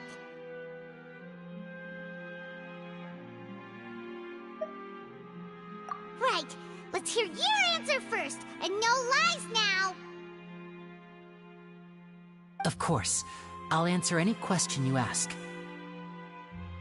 We've been trying to find out how the Oratrice operates. We want to know why it has consciousness. Why can it deliver sentences accurately? During our investigations, we learned that the machine's core is beneath it. From that moment on, Lynette and I have been designing this box swap trick with the objective of getting close to the core. Is that why you needed a whole minute? That's right. In truth, the audience would take about 75 seconds to count down from 60, while I would only need 15 to get to the opposite box. So, after jumping into the tunnel, I accessed the Opera House basement via the vent, and went to investigate the room in which the core is stored. That air vent was created during the construction of the tunnel specifically to execute this step. Well, nothing.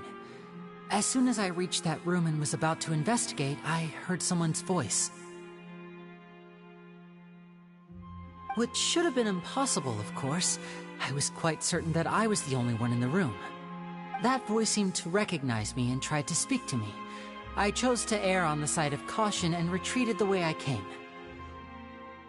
On the way back, I saw the broken vase and the clothes on the ground, but the countdown was almost finished, so there wasn't time to give it any thought.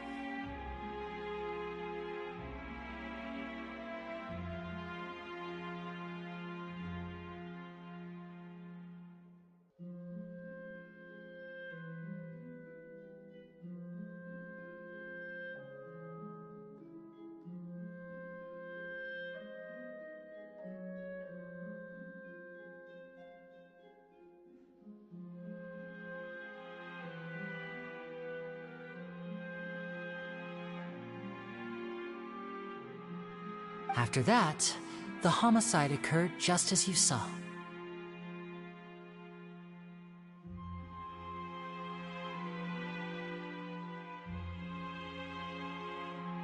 Well, that explains why you didn't hear the thud.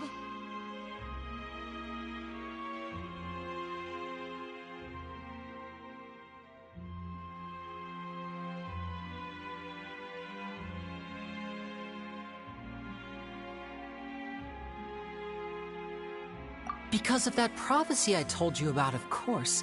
We must know all we can about this nation's secrets in order to deal with that prophesized crisis.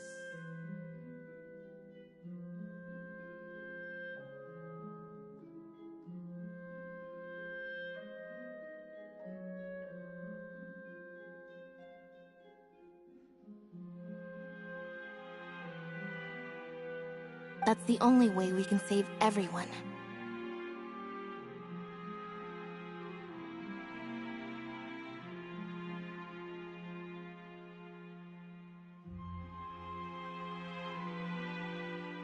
So, there you have it. The whole truth. I swear, I didn't hide anything from you this time. It was never my wish to proceed under this cloud of mistrust either.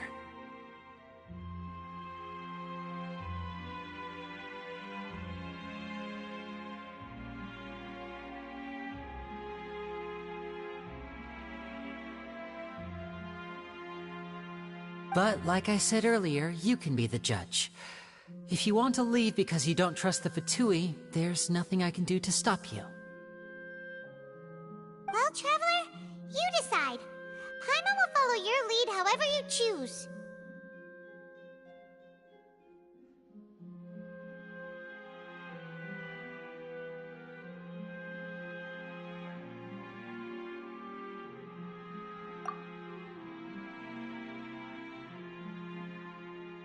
Okay, thank you.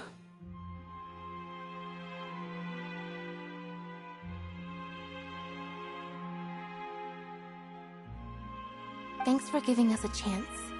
The current problem is that the scales are tipped pretty badly against you two. If we want to refute the Hydro Archon's accusations, we're gonna need a seriously watertight defense. Huh?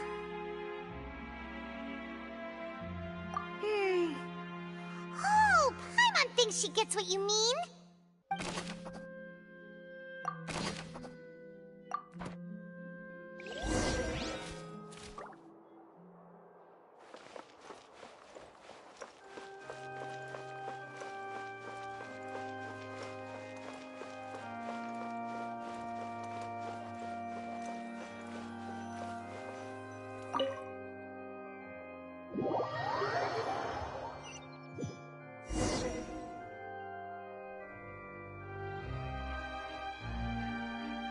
Both parties have returned to their positions.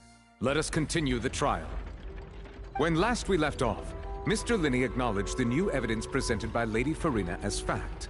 Therefore, Lady Farina may continue stating her reconstruction of the events.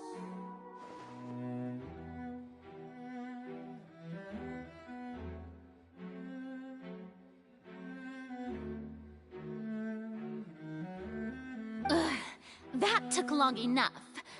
Now then, if everyone would lend me their attention at this stage, let's revisit that scene from Linney's perspective.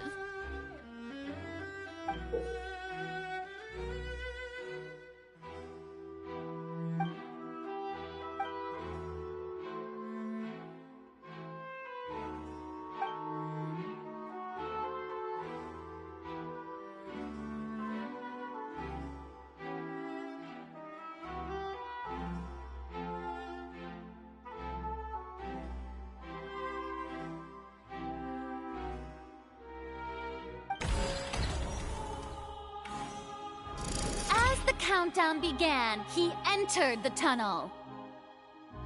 When the flatbed trolley passed, he opened the box and got into an altercation with Halsey, which caused the loud thud. He did not realize that this sound could be heard by everyone in the opera house. I like which that is little why he screenshot. claimed earlier that he could not Gotcha. hear the sound. That's actually pretty hilarious. Finally, he used the vase to knock her out, before making her change clothes to prevent others from recognizing her. At this time, Cowell arrived in the tunnel, having heard that strange noise, and caught Linny red-handed. So Linny proceeded to knock him out too before stuffing him into that box. Afterward, Linny passed the unconscious Halsey to his accomplice through the magic box in the audience stands, before operating the devices such that Cowell's death would be ruled an accident. And there you have it. That's the truth behind what happened. I gotta screenshot that. That looks like some good Danganronpa type stuff. Does the defendant's side have any objections to Lady Farina? The key to refuting Lady Farina is the order of events, what Linny experienced, and...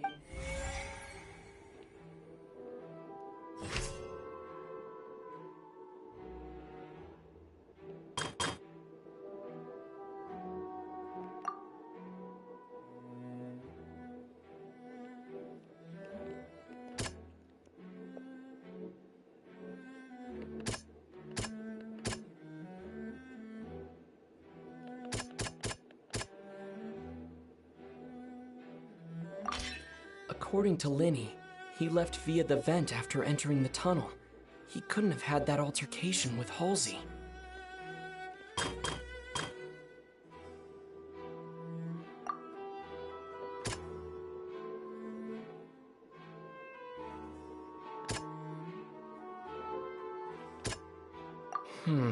Seems this won't produce a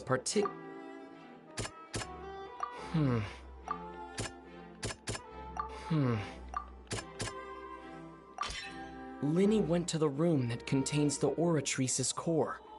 This is the actual truth.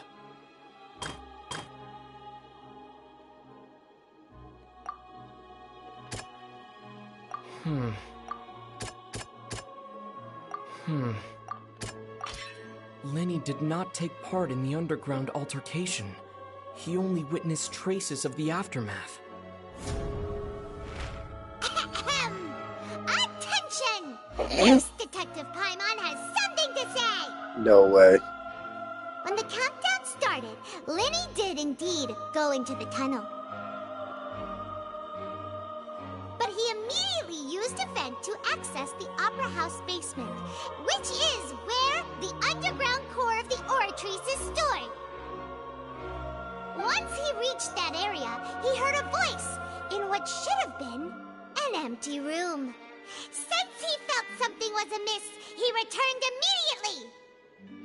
The crime scene had already developed by the time he reached the tunnel again, and in order to complete the magic trick, he did not remain there for any length of time. Finally, he reached the surface, and that was when the accident happened from his point of view. Therefore, he's innocent!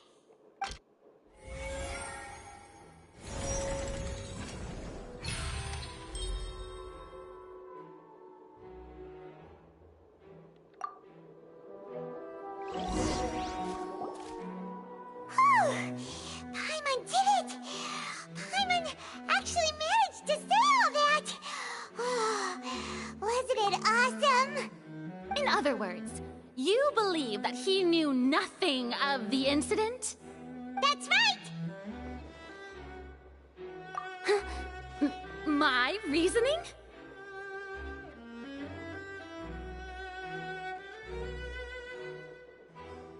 If that's the case, then if Cowell hadn't entered the tunnel, who was the entire setup meant to kill?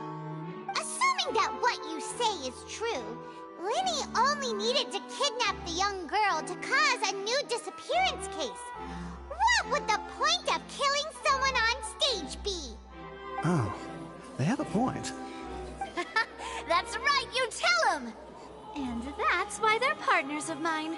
They've managed to turn things around. Oh, well, your denial is very strident, I'll give you that. But what proof do you have to back your Of course I do. If he had been in the magic box the whole time, how could he have not heard heard that sound. Why do you ask? You're saying that he wasn't?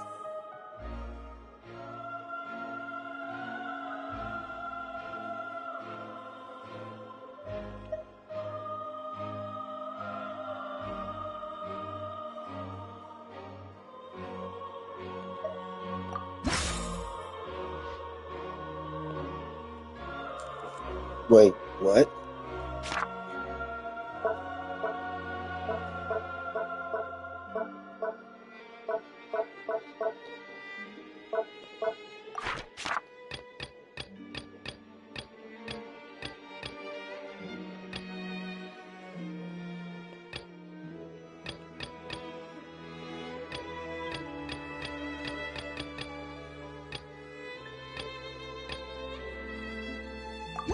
Are you sure we don't need to give this more thought?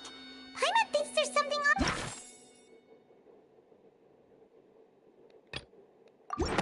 That's right! Lenny wasn't in the box or in the tunnel. That's why he didn't hear anything strange during the performance. This means that when the crime happened, Lenny had already entered the basement via the vent.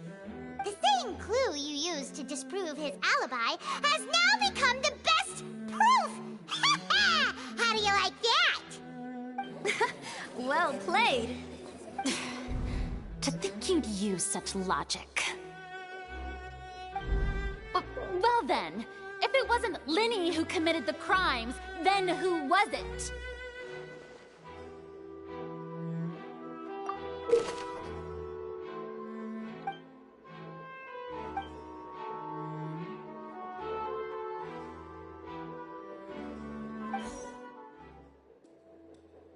I hate this.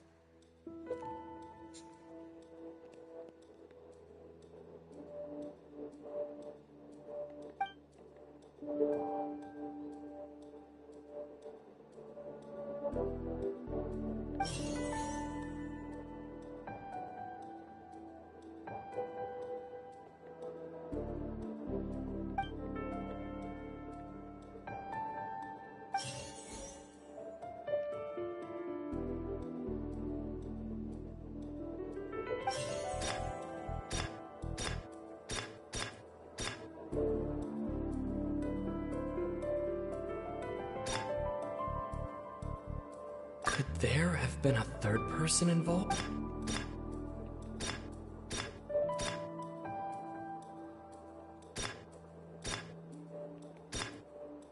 Halsey is the missing person and an ordinary audience member. Or did she have her own scheme all along? The deceased's name is Cowell, Lenny's assistant. He would have been able to tamper with...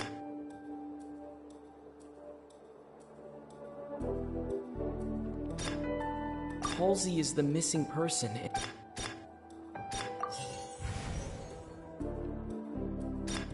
Could there have been a third person? The deceased's name is I Cowell. mean, they said the Lenny's deceased, assistant. so that's the only reason why I didn't think it was him first.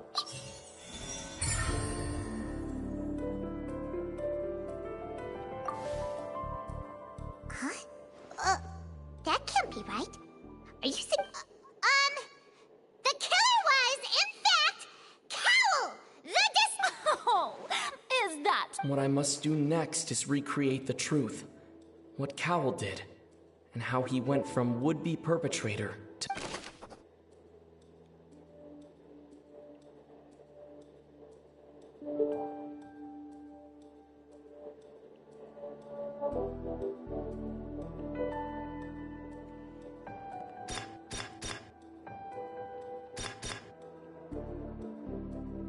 It would have been tough for both people to fit into that vent.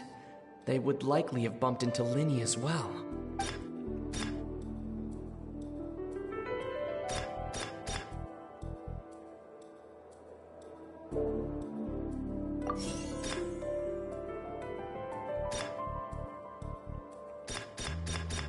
No one entered or left the Opera House through its entrances. So where would the criminal have wanted to take Halsey?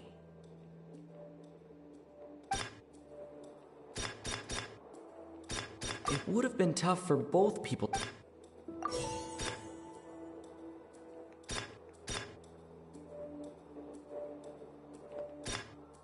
Linny was not in the tunnel at that moment, which gave our criminal ample time.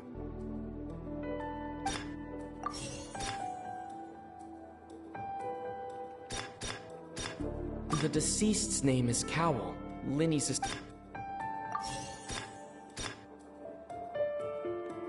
The sound we heard may have come from a clash between the missing Halsey and the criminal.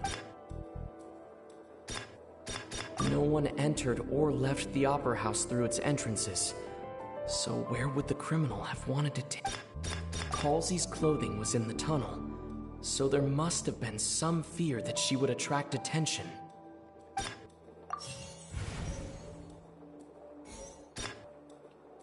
Halsey's clothing was in the tunnel.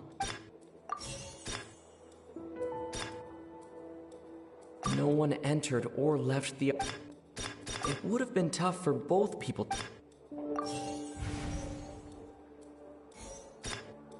No one entered or left the... The sound we heard may have come from... The sound we heard may have come from a... No one entered or left...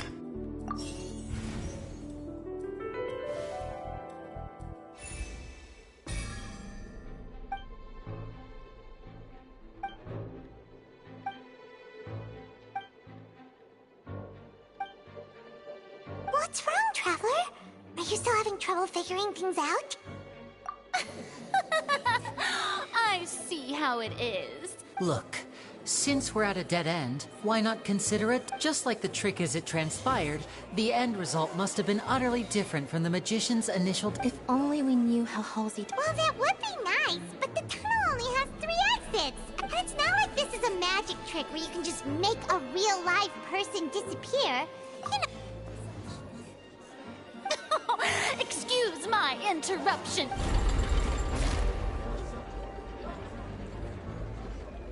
If the defense is unable to make further effective arguments, we will move on to the next stage of the trial. Linny was not in the tunnel at that moment, which gave... The sound we heard may have come from a cloud. The deceased's name is Cowell. The vase was not broken by chance. It was used to cover important evidence.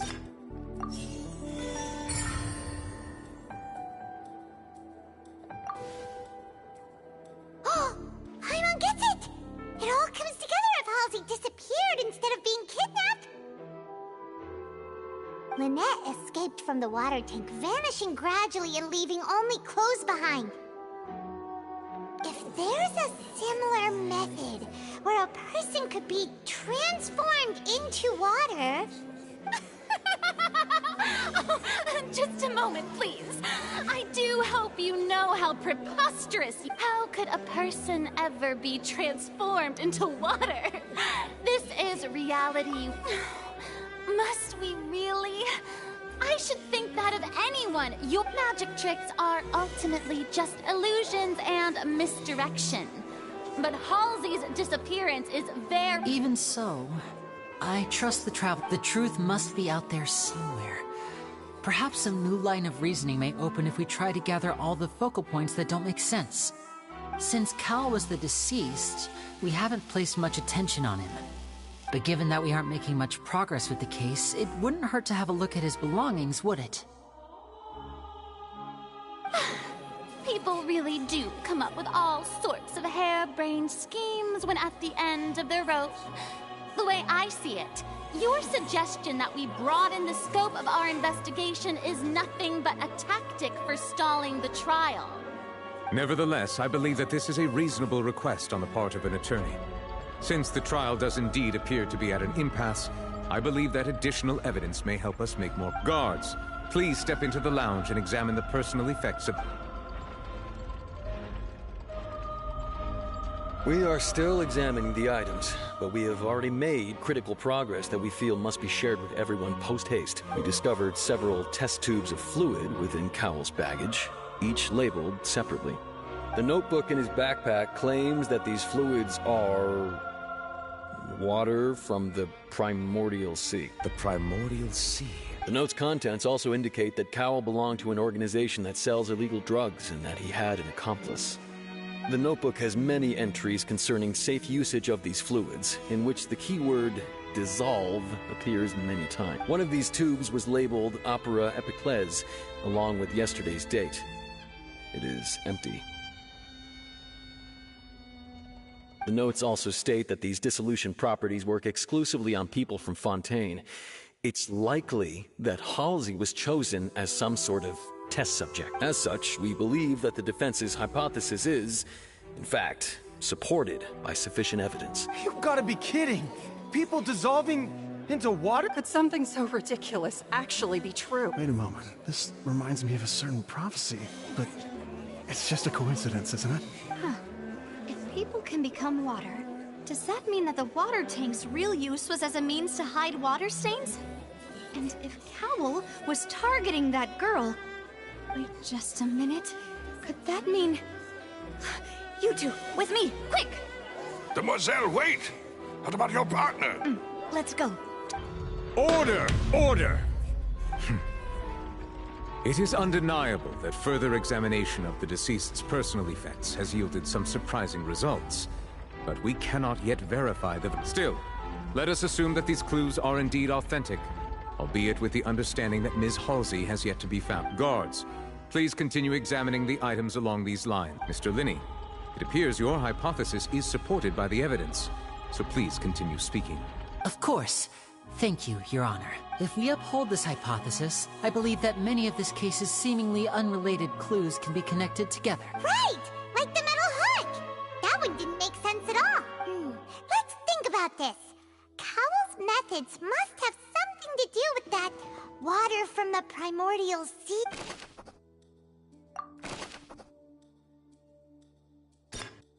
The deceased's name is Cowell. Linney's...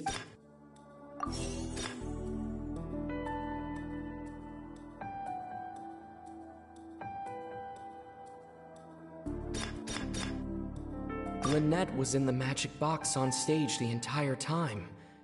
Did she have something to do with this? I remember there was something else within the inner layer of the... Now it seems like the hook rope was not meant for another magic trick, but was instead some form of triggering mechanism.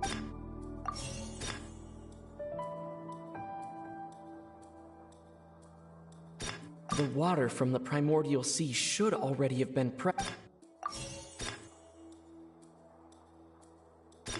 Now it seems like the hook rope was...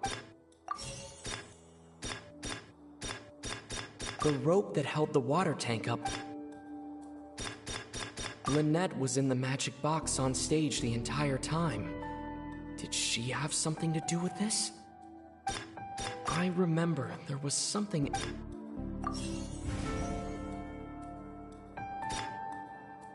The rope that held the water tank up.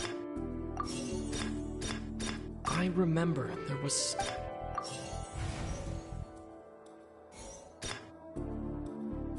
Lynette was in the magic box. Now it seems like the hook rope was...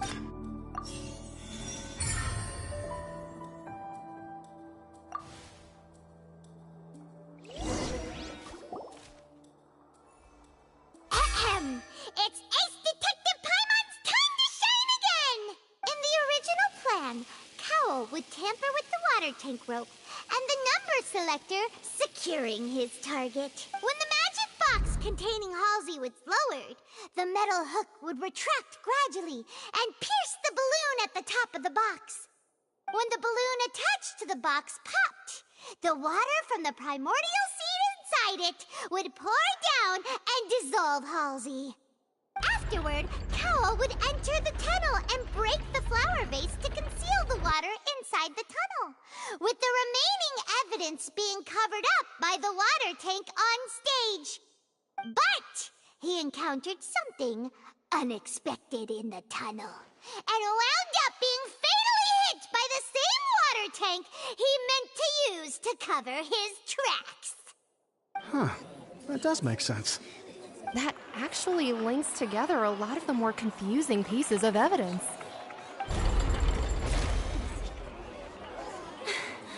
Oh dear, what do I do? Even I think they sound convincing now. Have I falsely accused an innocent person? What a humiliation. Now, it seems like the only point of contention remaining is the exact circumstances that led to Cal's death. His notes mentioned he had an accomplice who could be related to the situation. On that note, the guards have just contacted me indicating that they uncovered new evidence. I shall now invite him on stage to share it with us. Thank you, Your Honor. We were just inspecting the luggage of the other people involved in this case. And we found an identical sample of the water from the primordial sea among Linny's personal... What? That can't be. Does this not clear, my dear citizens? Linny did not need to take part, having made modifications to the props beforehand. But upon his return, in cruel avarice, Linny desired sole credit and prepared to do away with his partner in crime. Ultimately, he knocked Cowell out, and the tool now, as much as I regret having come to such a viciously straightforward conclusion, it does seem that the... Am I right, Miss... We've used up all the evidence we collected. Is this the end of the road? Oh no. Paimon can't think of anything. Seems using the water as new evidence was too good a move. What? I think we've all seen enough now. I believe this is indeed the finale. Now then, my good, noble Chief Justice. Excuse me, everyone, but Miss, I must ask you not to shout, and to respect the... Oh, come on. Don't be hasty. I have a good reason for interrupting, you know. Now, would anyone here like to take a little break from all this debate and see a little... I'll show you an amazing trick. One that can bring a young woman who has disappeared back in the flesh, right before your very eyes. Please, do the honors, Mr. Linny, if you would be so... What in the world is she... No offense, miss, but miracles like that are beyond my scope as a magician. Come on now, don't be silly. Magic is all about misdirection, isn't it? But once everyone believes the illusion, can't magic reveal the truth to them once again? And wouldn't such a trick be the most marvelous finale to... Come on, Linny and Lynette. Give it another go. Don't worry. Spina di Rasula has made the necessary but as the magic makers and stars of the show, I think I should leave. I understand.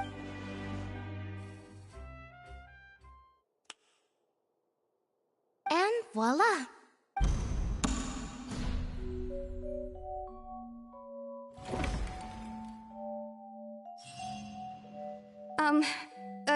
Sorry for the interruption.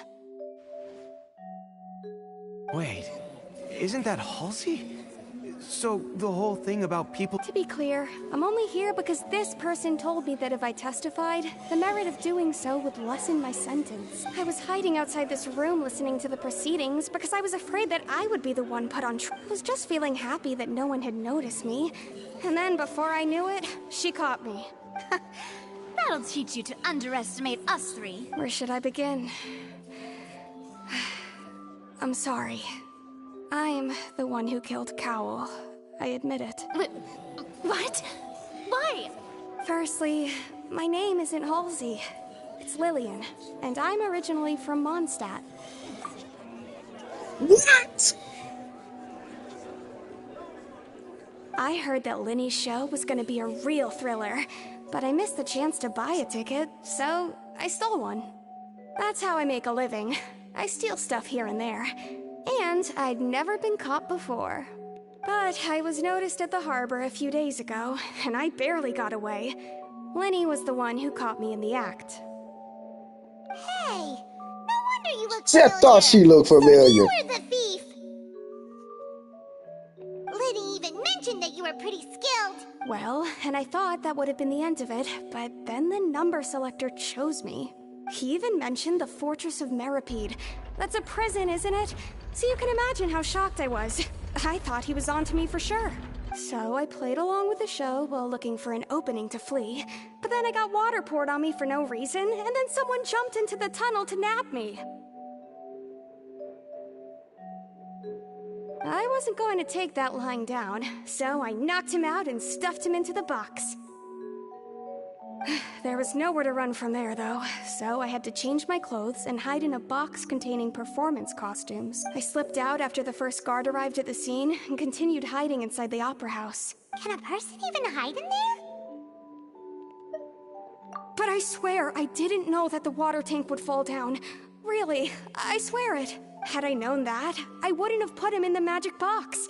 I may be a thief, but I'm no killer. Well, that makes everything pretty clear now, doesn't it? This time, we need to tell the entire story from...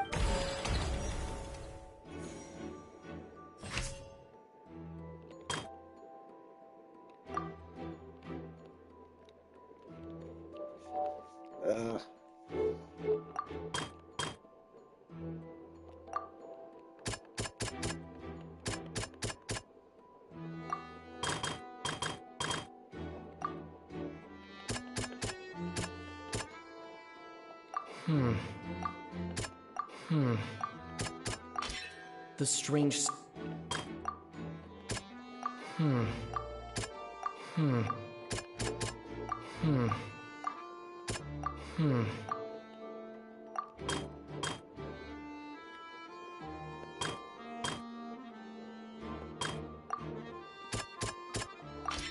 The flower vase was not broken to cover anything up, but was smashed during the struggle between Lillian and Cowell.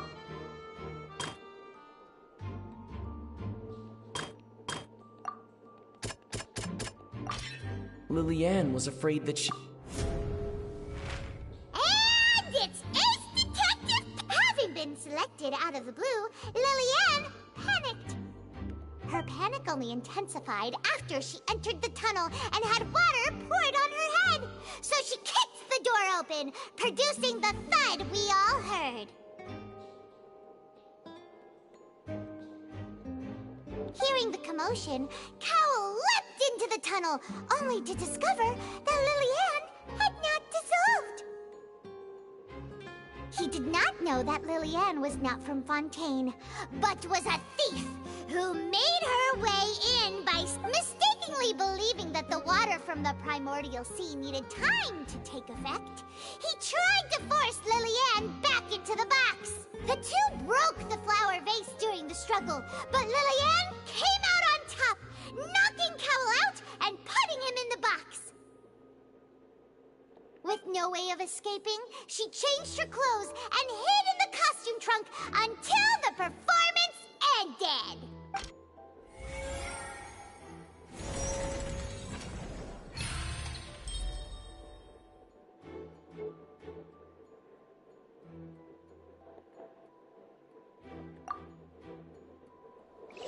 This is hilarious.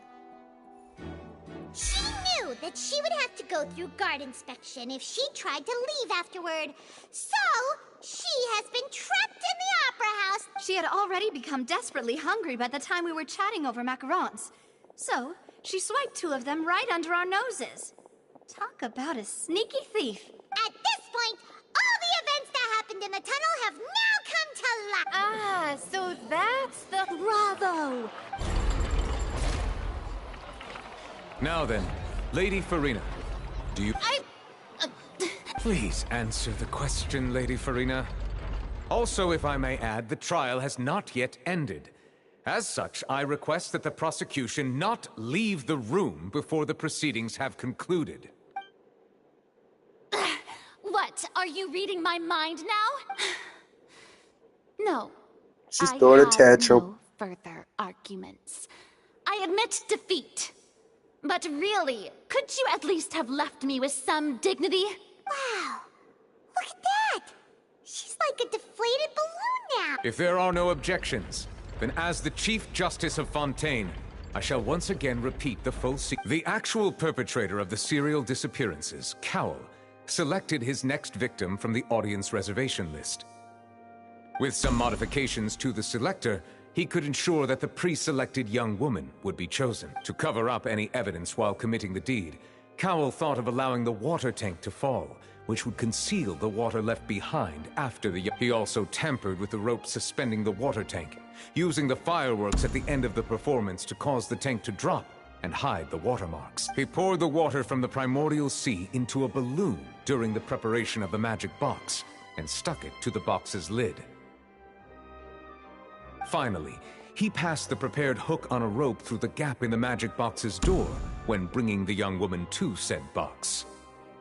When the magic trick officially began, the box containing the woman was lowered into the tunnel, tightening the hook rope and bursting the balloon containing the water. If all had gone to plan, the young woman would be dissolved at this time. However, Lillian was not from Fontaine, and thus fled the box with a loud noise. Realizing that there was trouble, Cowl entered the tunnel and met Lillian, thinking that the waters had not yet taken effect. However, his opponent was more capable than he thought, and he was overcome, knocked unconscious, and placed into the magic box, and thus became his own final victim. Lillian, according to her own statements, then changed clothes and hid until the performance ended, before hiding in other parts of the opera house. As for Linny, he was in the underground structures within the opera house, and was thus ignorant of these happenings. From this reconstruction of events, we can conclude that Linny, the accused, is... While there is much in Linny and Lillian's conduct that should still be investigated separately, this case, at least, can be handed over to the Oratrice to make the final decision.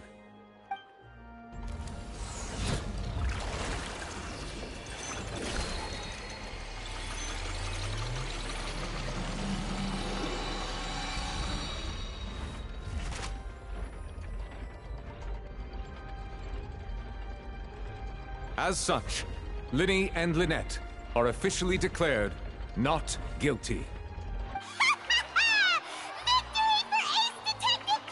Great work, Part. Thank you all. Thank you so much. Next, I think we deserve an explanation, Guard Vaughn. How did you find the water from the primordial sea in Linny's baggage? Right! Your discovery caused me to make a serious mistake, you know. Or was that not? I suspect that the accomplice mentioned in Cowell's notes was not Linny, but you, yes? I'm sure you know what you must do to lessen your sentence. Speak quickly! Unless you want to earn yourself a one-way ticket to Coupon Town. I was just following order. We were supposed to place blame for the serial disappearances onto Linny, and thus cause suspicion to fall on the Fatui. The higher-ups said this was the best opportunity to do so. And now that your plan has fallen through, and the secrets of the water have been revealed, you have become a liability to said higher-ups. Therefore, you would be wise to tell everything you know, and see... Yes, I'll tell you Our boss discovered that the water can cause people to dissolve. It can also be made into a potion, which when extremely diluted, can cause people to experience unforgettable exhilaration. We've been in this business for a while now, and have made decent mora off it. The disappearances were also the boss's idea.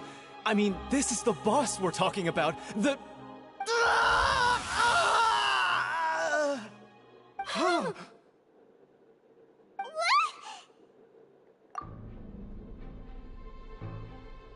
And now he can no longer talk.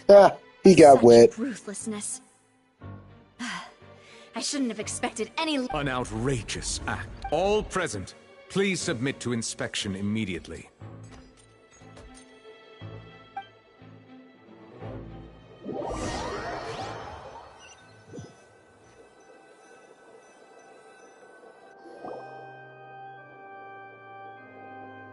So, we're just going back now?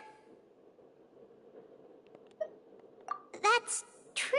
Traveler, Paimon, please wait. Linny. I know you may not want to speak to me right now. Maybe you don't even want to look at me, but still. Let me thank you again for defending me to the end, even after you learned that I'm a member of the Fatui. I guess. But regardless, I'd like the opportunity to set things straight. I didn't approach you with any ulterior motives or ill intent. I've spoken to you as myself, just plain Linny this entire time. As for why I'm a Fatous, it's because the goals of the House of the Hearth align with those of an orphan like me. That's all. That was how Father, who you might know as the Knave, approached recruiting us back then too. The Knave? The one who controls the House of the Hearth? She's your father? That's right. And since we're here, I was wondering, would you mind hearing a story? Back when our parents first died, Lynette and I were left wandering. To survive, I took to surreptitiously observing an older street performer who did magic.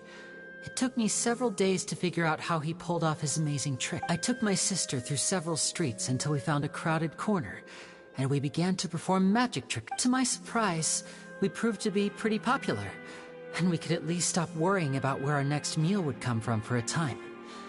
But I didn't want my sister to remain a street rat together with me forever.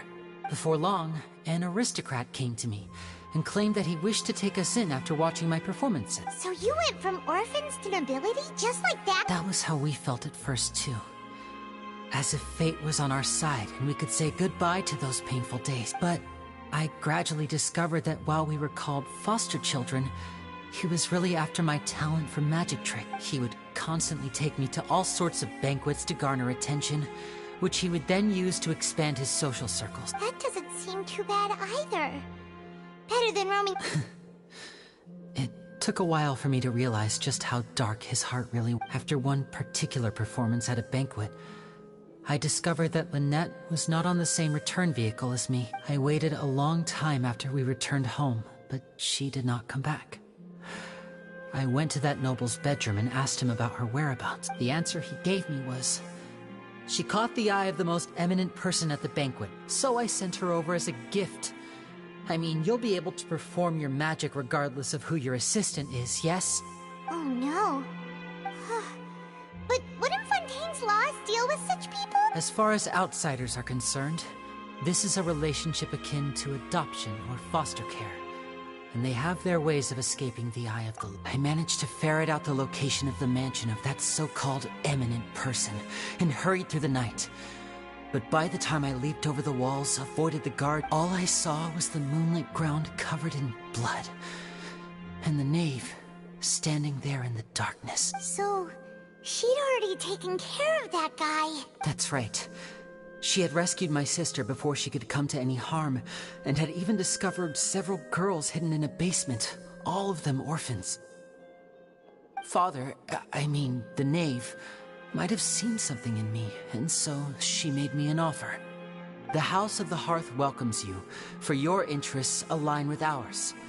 Here, none will ever betray you. Indeed, betrayal shall never be permitted here. I was hesitant to trust her. I mean, I had just been betrayed by but she was also quick to destroy the noble who had taken us in at first, giving us back our freedom. Oh, so that's how the two of you joined the House of the Hearth. She has her own plans. She has gained permission from the Sarita to first use the Gnosis' power once she obtains it. She plans to use it to find a way to break the prophecy and save... So, she believes in that prophecy? That's right. The whole House of the Hearth is currently working to combat that crisis. Today's case has also proven that people from Fontaine can indeed dissolve into some sort of water, thus further support... Everyone at Hotel Bouffe d'été, including the Knave, has their roots in Fontaine. And we will always defend our homeland. To us orphans, the only connection we have left to this world, apart from our family, is our homeland. So, from small deeds like distributing magic pockets to huge schemes like stealing a Gnosis, everything is aimed at dealing with that prophecy. It's all right. I understand. I just hope you can understand that even as a member of the House, I have never stopped making my own decisions, and that I believe what I'm doing is right. If you should need anything at all in the future, feel free to find me. I will do my best to help.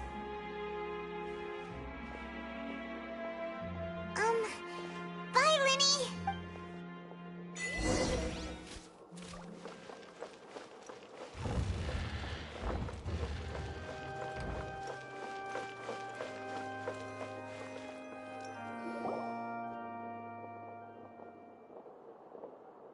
Hey there. What was with the disappearing act you pulled right as the trial ended? Were you looking for us, Navia? Well, this whole thing isn't exactly over, is it? I do feel that we're getting closer to solving the serial disappearances case, though. Don't you think so, too?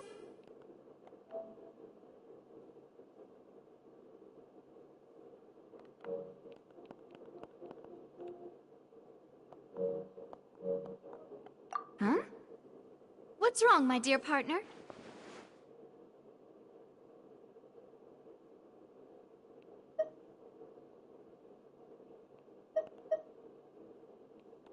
Besides, are you sure we're the ones who can crack a case that's been cold for decades? And given that there's new evidence from the trial, there should be a trail of breadcrumbs for the Hydro Archon's people to follow now. Ah, I see. Well, I won't lie. I'm a little shocked to hear that from you.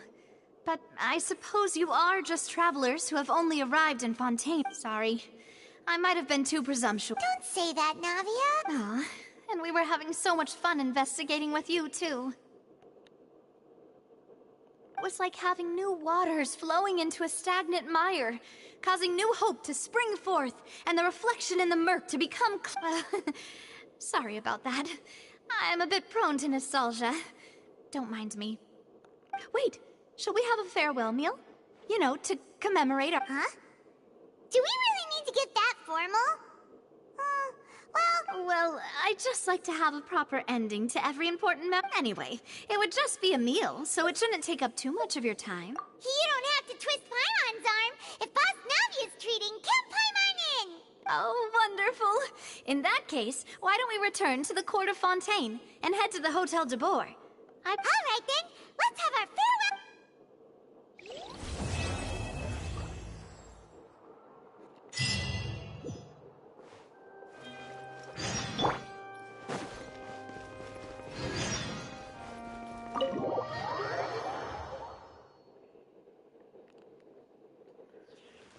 That was a long story beat. Interesting? Yeah.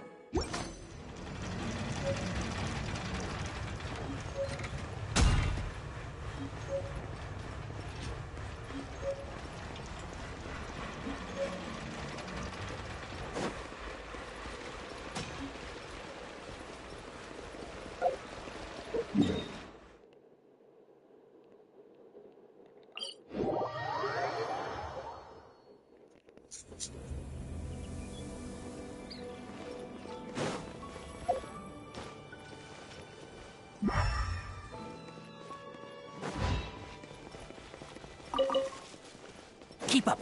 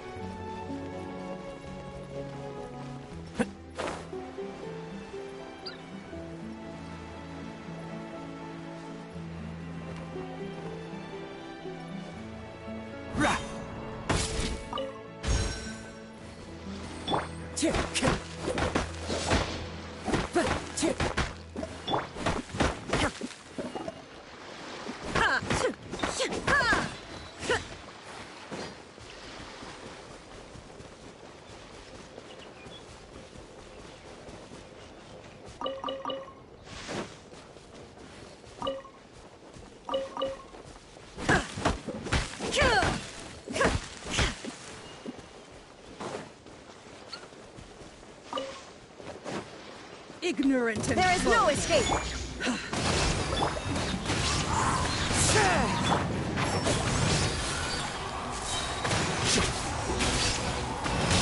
How inconsiderate.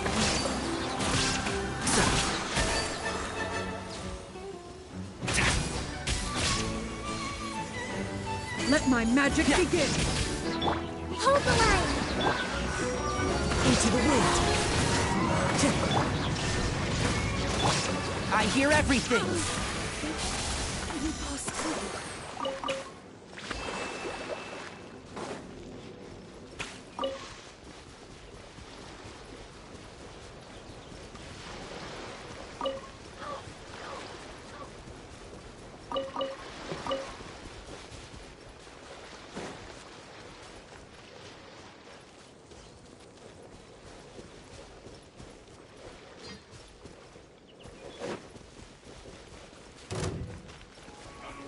Come at me. The wind knows me. Fallen leaves, adorn my night! Illusion shattered! Killjoy, you've only just begun. You can't run! I'll uproot you! I miscalculated. Now you shall perish!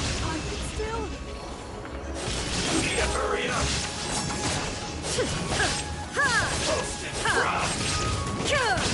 Shine down! One with nature. Hurry up! This will be an unfortunate fault. The wind knows me. Cook this through.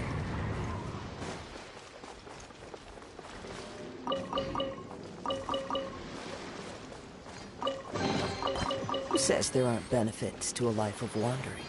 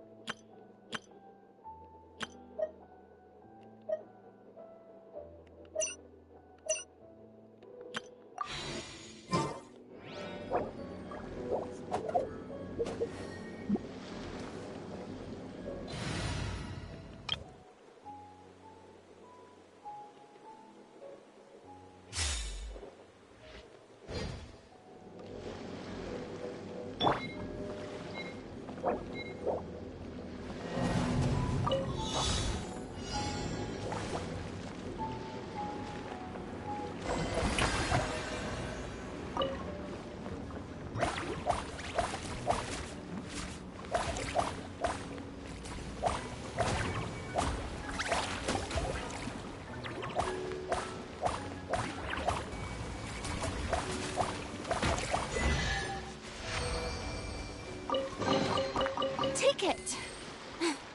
Go on. You have my approval. Please appreciate my Shower me with sincerity. praise. Come on out, right now. Emerge. Solidify! This is order! Squall and Fury, bow your head! Please hold just a moment. Give prior in consideration. What's must go on?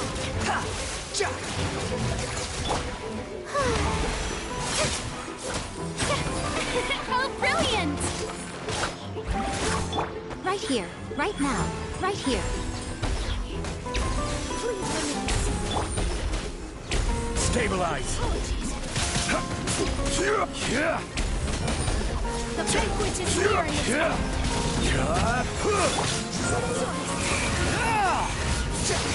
Falling into the abyss.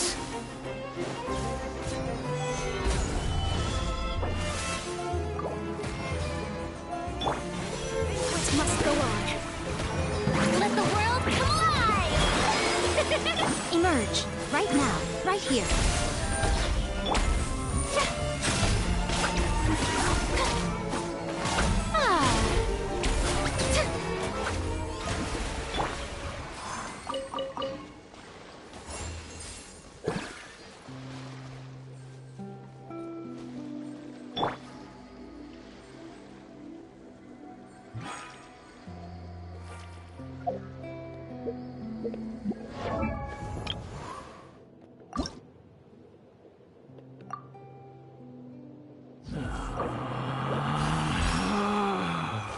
Relax.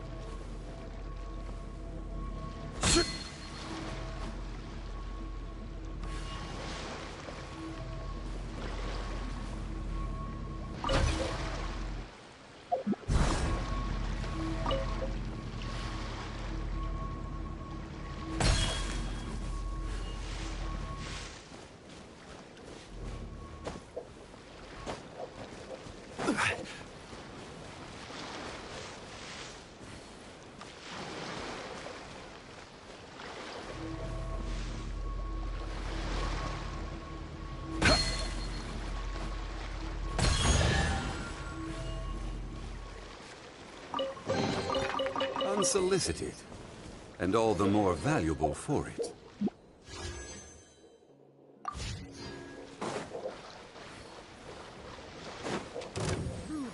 I'll put you on solidify! Right now. The show begins! The wind rises.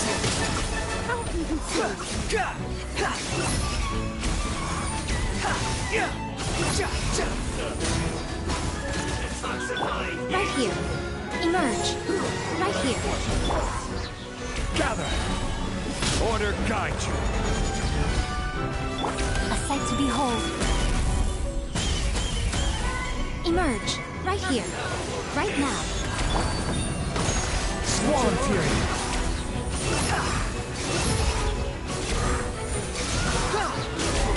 You dare to gaze upon me?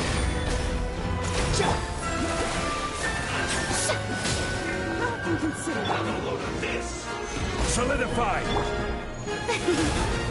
Right here. Right now. Behold!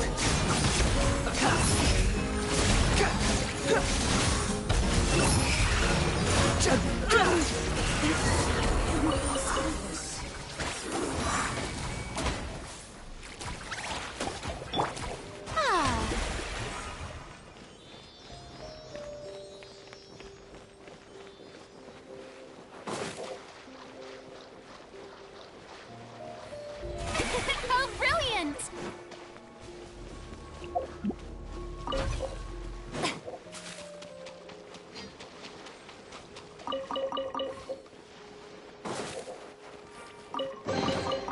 Ooh, what a pleasant surprise!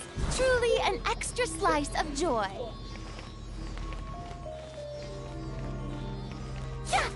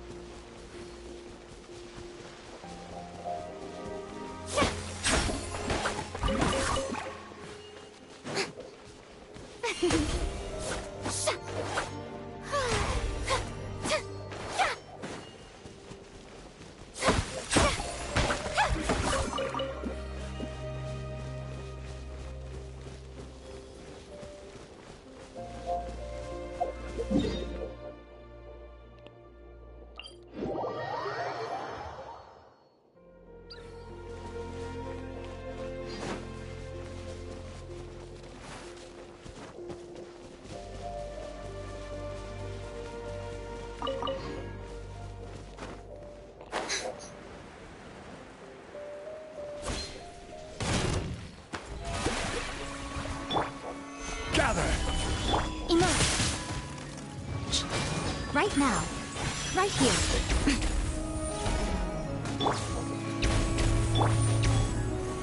Squall Fury!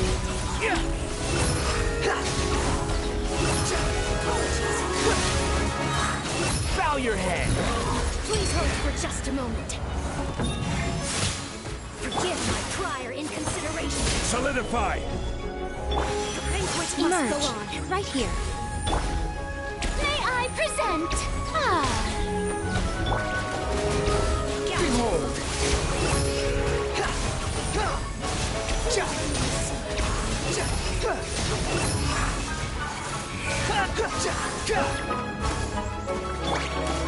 Gather!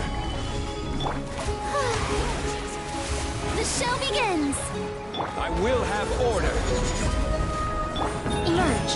Right now. Emerge.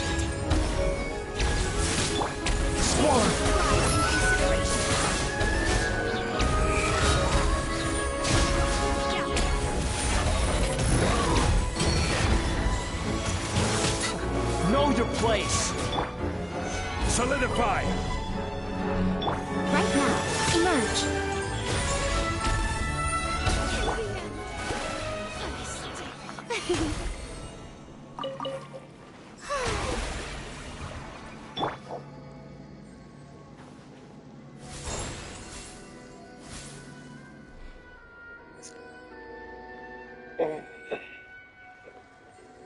I honestly don't know what to do other than to finish the story.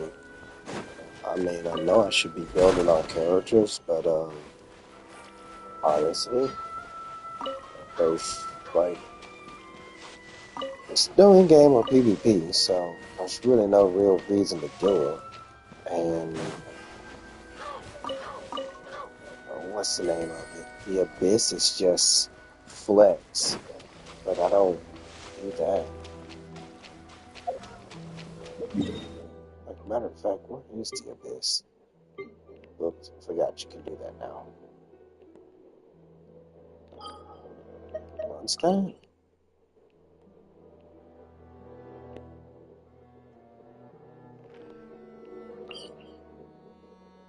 Yeah.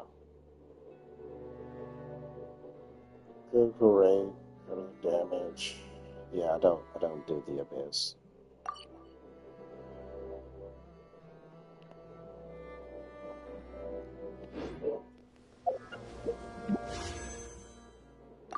Hey, can I steal me 3 more?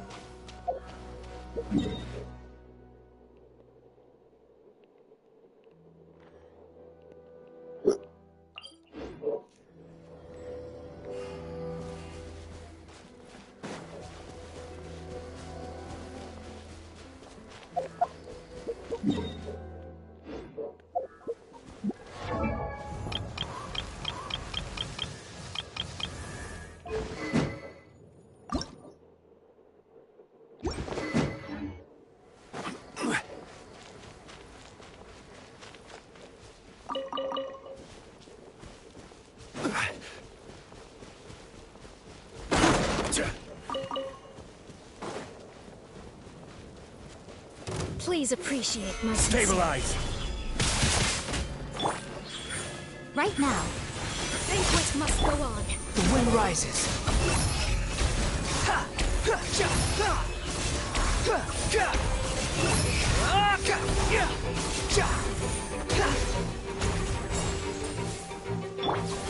May I present?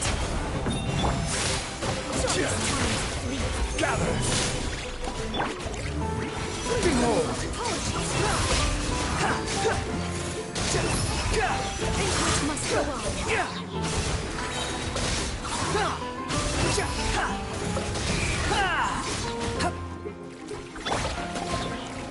Solidify. Emerge. Right now. Emerge. Please hold for You heard! This is order. The wind rises. Bow your head.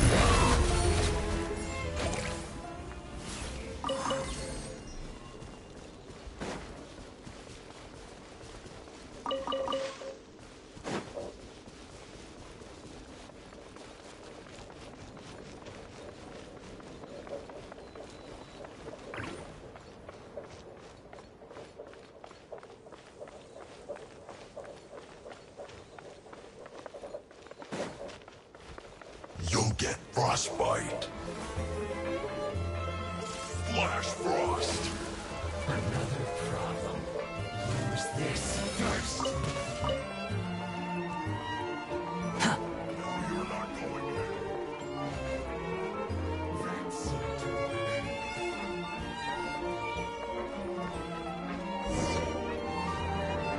Harden up. Take cover.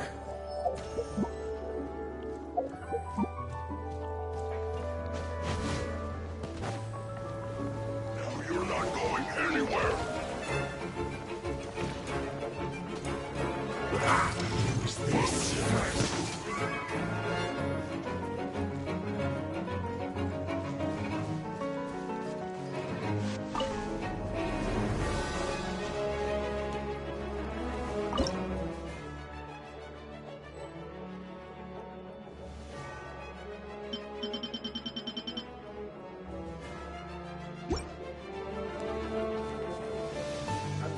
Wow.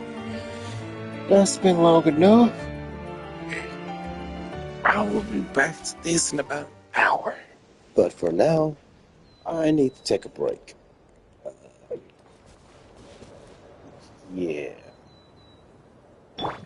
That was Plus, probably watch a video or two about team building. I'm not that good at that.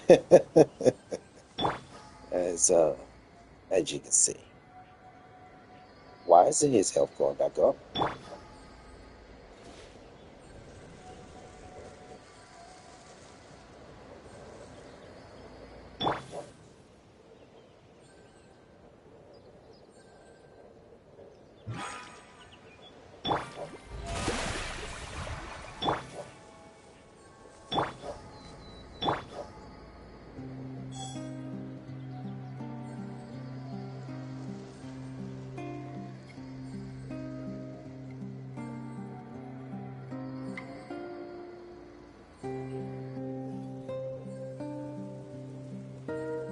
Man, that heal's so slow.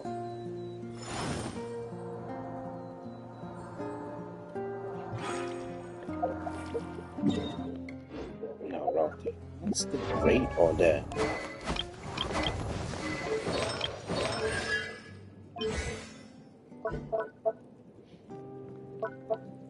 Oh, it's tied to her ascension. What is that? Not the damage stuff. Let's see, Singer, here we go. Heals, healing water does 6% maximum HP plus. So why is that doing so little HP? Or is my HP that low?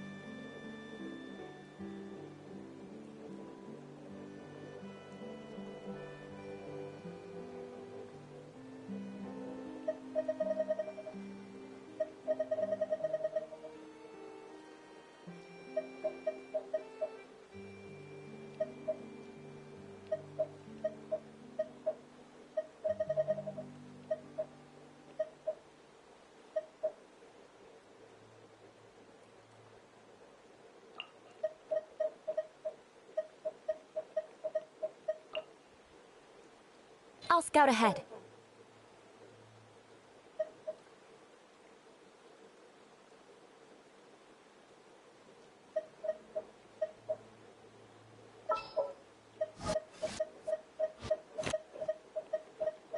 I will lead us to victory.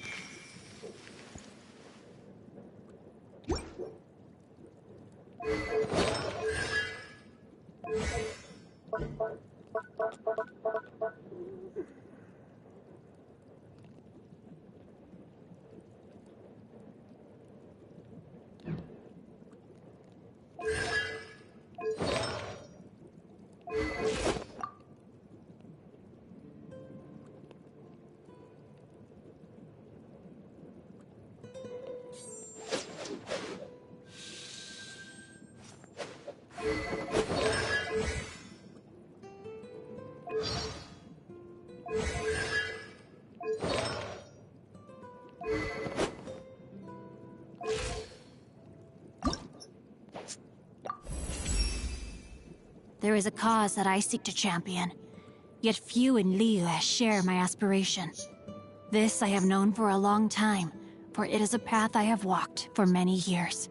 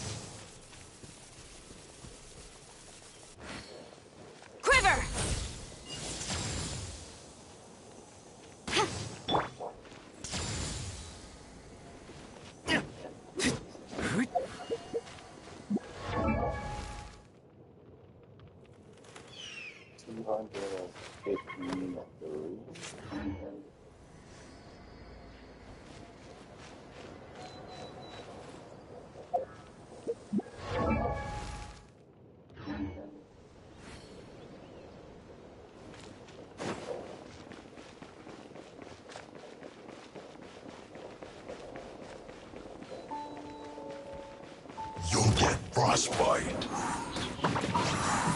Make my Flash frost. Strike!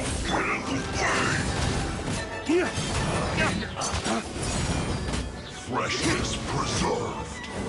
Chill to the bone.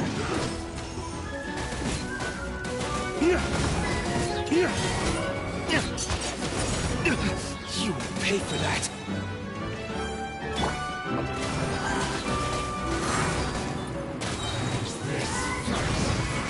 I'm out of here! Flash! No, my sword! Let me weave you a verse. Flames, purge!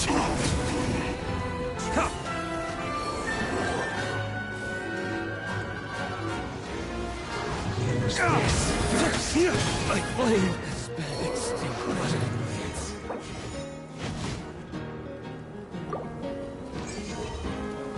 I must collect myself.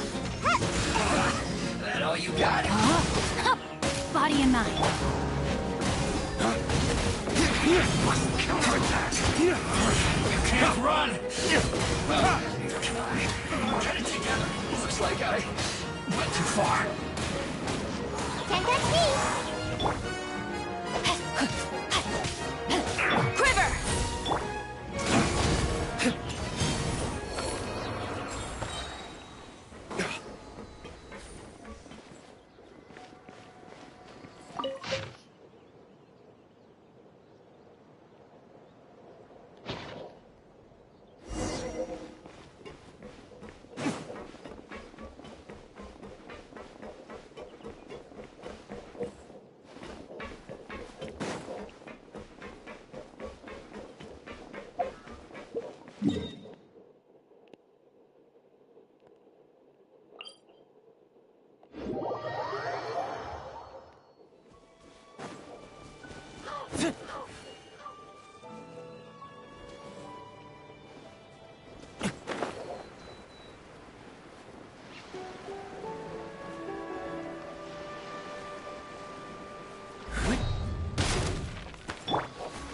Strike!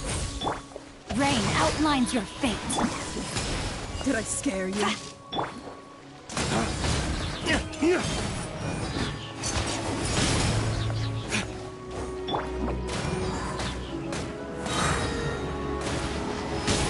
How inconsiderate. Where did I go? Come on out! Quiver!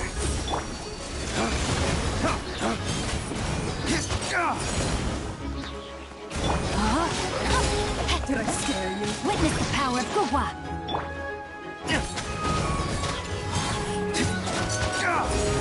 Flames, purge!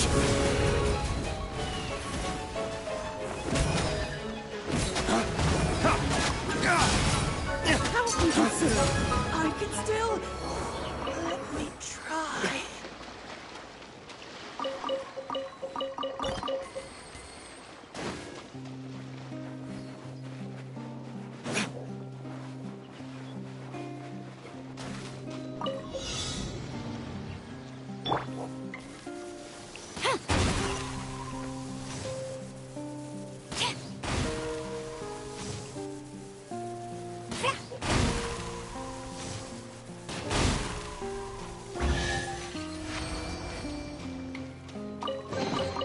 Good. Leave nothing of value behind.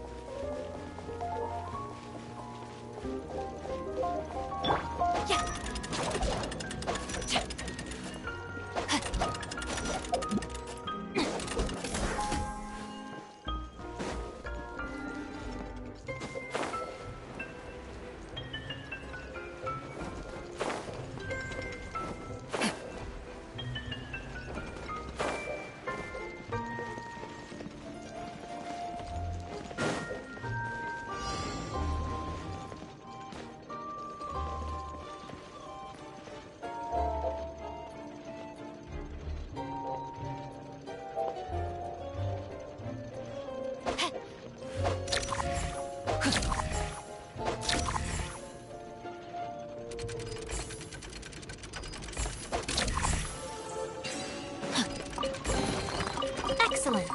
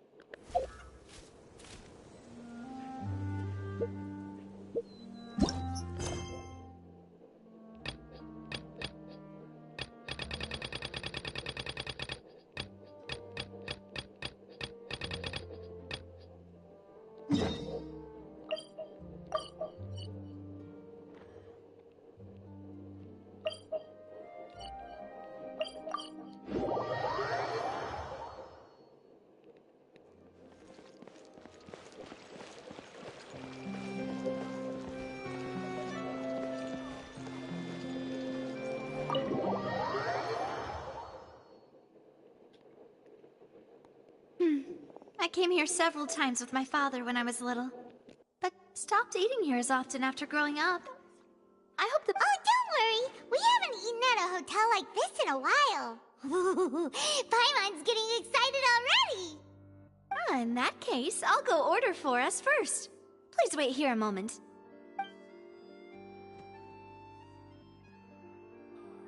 Ooh, everything looks so good! People in Fontaine sure know how to enjoy life! Why, of course. Go ahead, try whatever you like. If the food's good, I'll make a group reservation for the rest of Spina di Rosula next time. And if it's not? Well, then I'll still bring everyone. Albeit with only one dish per table. You, sure have your own way of doing things.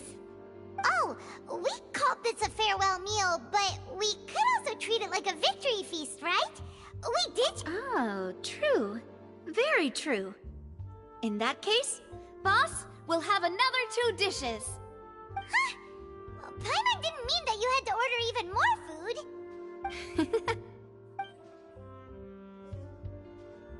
Speaking of cases, do you think that the mastermind behind the serial disappearances will get caught soon now that this has all happened? Well, we've certainly taken a big step forward, but I feel that's about it. We know that there's an organization that means to dissolve these young women, but we still don't know what they are really after. If it hadn't happened right in front of us, Paimon wouldn't have ever believed that a person could be dissolved like that. Right? Yet it was because this was such a preposterous notion that the investigation could never really move forward before. Ugh. If only that guy could have finished speaking! We were so close to hearing who was behind it. In such investigations, even the smallest step can seem like a yawning chasm if the trail of clues is cut off. To be honest, I don't have high hopes for any follow-up that the authorities might conduct. It's not that I don't have faith in their ability, it's just that a different perspective is required in some matters. It's easy to guard against and deceive a single narrow perspective. A shift in thinking is required at such times in order to produce a breakthrough, which is exactly why the Spina di Rosula exist. Those highfalutin folk are not all-knowing. That's why we exist, to seep into the cracks where filth falls through, where their watch fails them. That's the kind of problems we solve. Seems Paimon thought things were simpler than they actually are. It's all right. Well, this was supposed to be a farewell meal, So I doubt you have further interest in this business, right? Let's talk about something else. Like, what are your future plans?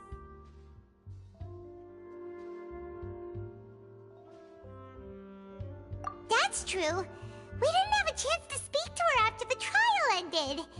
It didn't really seem like the right time or place to do it anyway. I see. So, your primary objective, which has been foiled so far, was to have a chat with the Hydro Archon. I've heard that there's a long line of people waiting to meet Lady Farina. I suspect you'll be waiting for quite a while, considering that you missed your chance today. Yeah, we've heard that she's super popular here in Fontaine, and that it'll be tough getting any of her time. Well, would you consider some more, unique ways?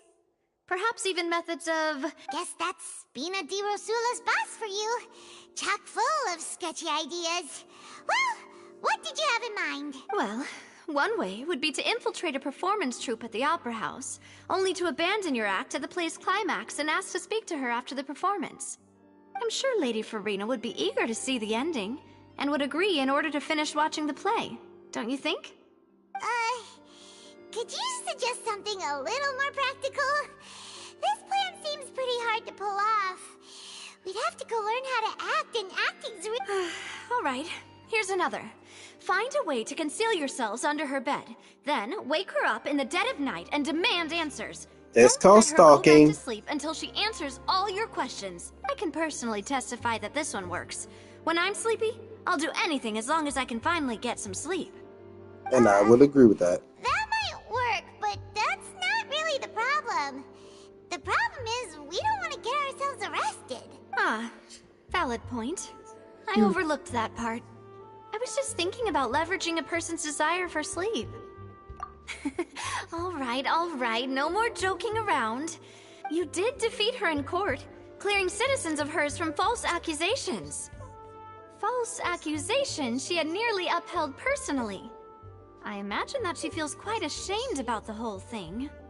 You mean that if we catch her while she's on a break, she might be too embarrassed to refuse? Oh, that does make some sense.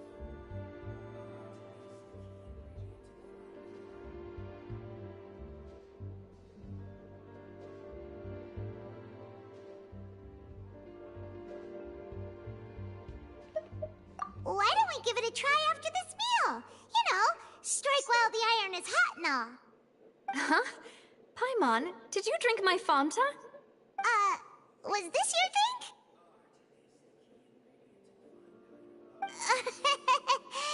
Sorry about that. Paimon wasn't really paying attention and the cup was right next to Paimon. Would you like to order another? No, it's fine. We're just about done here. Alright. Honestly, Paimon wouldn't recommend Fanta anyway. It tastes kind of salty and icky.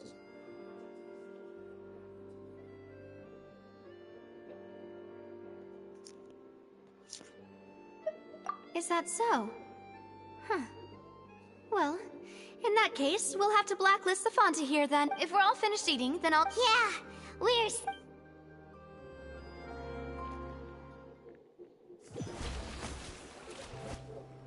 Oh, so full. Paimon can barely float anymore.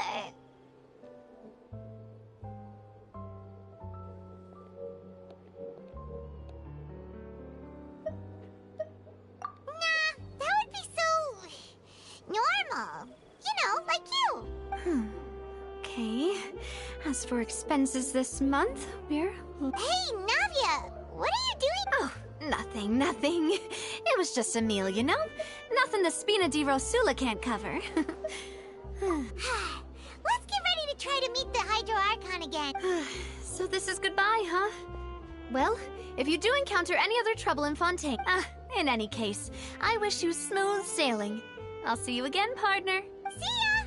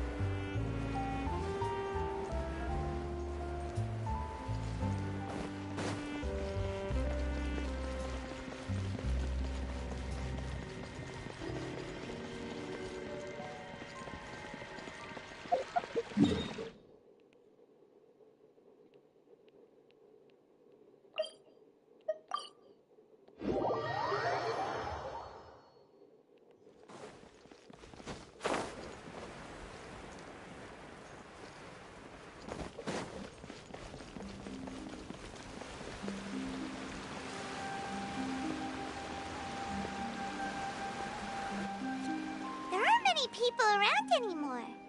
Looks like that boat we took to Araneus might have been the last one. Vache.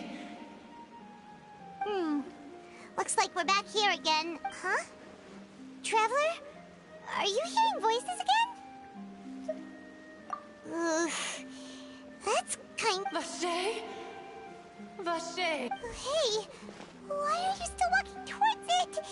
There might be something nasty in the water. Huh? Hang on. Paimon can kinda hear a voice. It's calling for Vache, right? Hey, Traveler? Stop walking! Come on, wake up!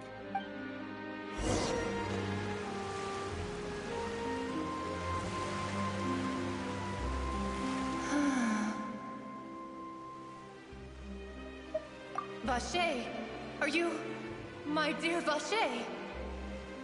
No, wait. You seem to be someone else. Do you know Vache? Do you know where my love is? Wait. Who am I? I'm very sorry. I fear I do not know. My memories feel like they have been washed away like a flood. So many fragments dissolved amidst the tide, never to be recovered. How much have I lost? How many things that I once held dear while on land have I since forgotten? Yes, that is what I was once. But now, I am but the conscious... I do not know how I came to be like this either. I only vaguely remember being covered in light blue water, and then all grew dim. I also remember going to many places. I loved adventure, loved exploring places of peril. No matter where I went, Vache would go with me. I knew how dearly he loved me. And I also loved him equally as much. But now, we can no longer go back. No! Our reunion no longer has any meaning. There is no way for us to create any new memories.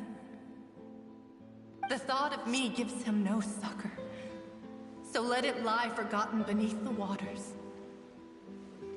If you meet Vache, tell him not to look for me. Tell him to move on.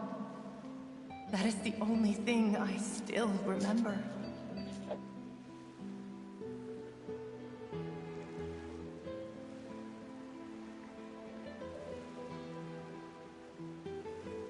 Perhaps that is so. As I was submerged in the waters, losing consciousness, I saw Vache above the surface.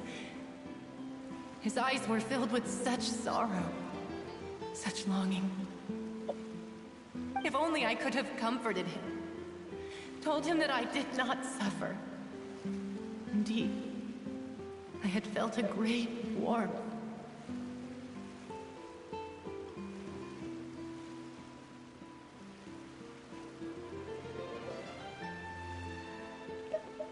Is that what you call it? Dissolving? If anything, I consider it a form of release. It was a state of neither fear nor frenzy, with only an endless peace, like the water's still surface. I could also liken it to being a thirsty person who drinks water for the first time, and only then sees how they have lived for so long in a world of endless want and anxiety.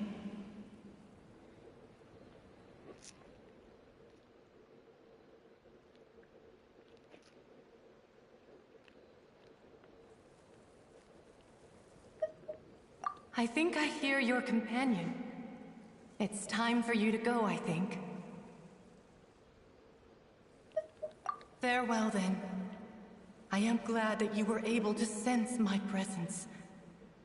Remember, if you see Vache, tell him not to seek me out any longer.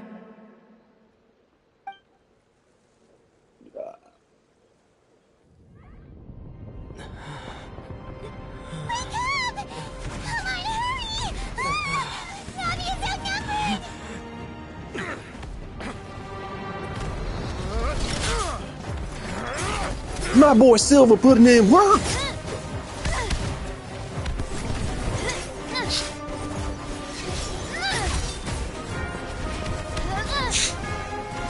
Demoiselle, look out!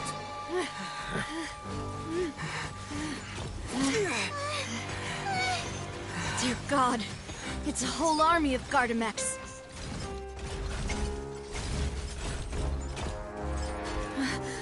Chlorand?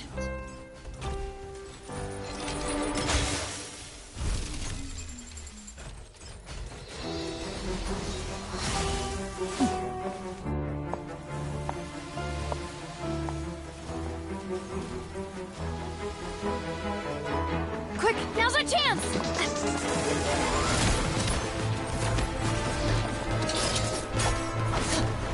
Bruh. I was just about to get off, but now it just got hyped.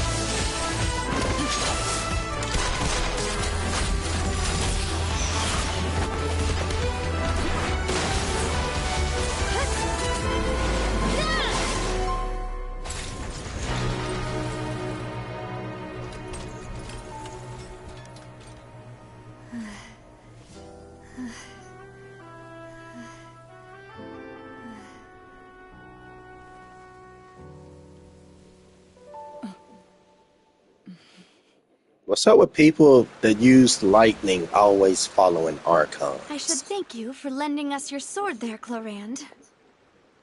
But before I do so, could you explain how you managed to show up here? I followed you. It seemed to me that danger has followed you more closely as of late. I believe that following someone without their knowledge is actually called stalking, is it not? Mr. Callus's last wish was for me to ensure your safety, and I will not betray his trust. He would do the same, were he alive today. Do not speak of my father! Sorry, Demoiselle. I was not strong enough. Thank you for your aid, Miss Clorand, but do keep an eye out for your manner of speech. I believe we all wish to avoid unnecessary emotional harm. Sorry, I did not consider your feelings. Whatever. What else do you know? How did you come to the conclusion that I'd be in grave danger? I doubt I know much more than you, but I believe that the mastermind behind the serial disappearances is very powerful. Your performance tonight will almost certainly attract their attention. Huh. I'm sure they've known about me. To be honest, I'm shocked it's taken them this long to act against me. And what about these Gardamex? I thought only those associated with the Maison Gardiennage could control them. None of these mecha have serial numbers. I was sure to check a moment ago. They are not the ones used by the authorities to enforce the law. I can only conclude that some powerful or wealthy party must have obtained them via illegal means, deploying them as a private force of sorts. What? Your point being that they're out of Spina di Rosula's league, then? Yes. Be careful, and do not act rashly. I will continue investigating, no matter what. We will bring the truth to light. That's my father's true last wish. Regardless, thank you for your help today, Clorand. But if you get any ideas, tell me first. I do not think that they'll strike again anytime soon. So I shall stop following you. Good day, all. Right. I suppose that's the best news we've gotten today. Demoiselle, I believe that Miss Clorand was being sincere with you. If we tried, we could attempt to thaw relations a little. I know, she's... Oh,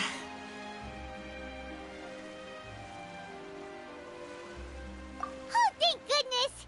Paimon thought we were done for! Those Gardamex came out of nowhere while you were unconscious, and Nadia and her gang saved us!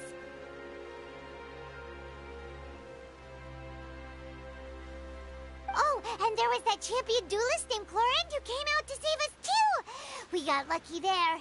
Paimon probably couldn't have fought them off otherwise. Oh, come now. Forget all that polite talk. That wasn't really a farewell meal we had back there. Not for me, anyway. In truth, I hope that every meal we have together shall be a victory feast. As such, we're still partners. It will take 50 years for me to match Demoiselle's magnanimity. If it were me, I would have joined the Spina di Rosula on account of her goodwill long ago. All right, you two. That's enough. Actually, Navia, how did you know that we were in danger? You sure did show up in the nick of time. Well, to be honest, you're the one who tipped us off, Paimon. Huh? Really? Paimon contributed somehow? Ooh, Paimon's even more amazing than she thought! Yes, all thanks to you grabbing my drink by mistake. How did that help? After we parted ways, I was on the way back to one of our bases when I suddenly thought of what you said. That the Fanta tasted kind of salty and icky. Fanta only comes in sweet flavors, so how could it have tasted salty? The color of the drink, if I recall, had also been a bit off. So the Fanta had been spiked with water from the primordial sea? Yes. So, if you hadn't drunk that cup for me... Spina di Rosula is preparing the grandest of awards for you as we speak for saving the boss. Huh? Really?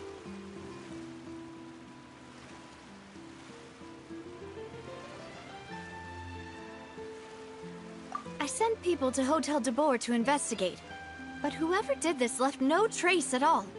That's when I figured out that you might be in danger, and hurried here as quickly as I could. But why would they go after us too? All we did was defend Linny in court and help clear his name. Ugh, now we're caught up in this mess too, aren't we? Well, you did foil a plan that they were probably pretty proud of, and almost got their name in the process.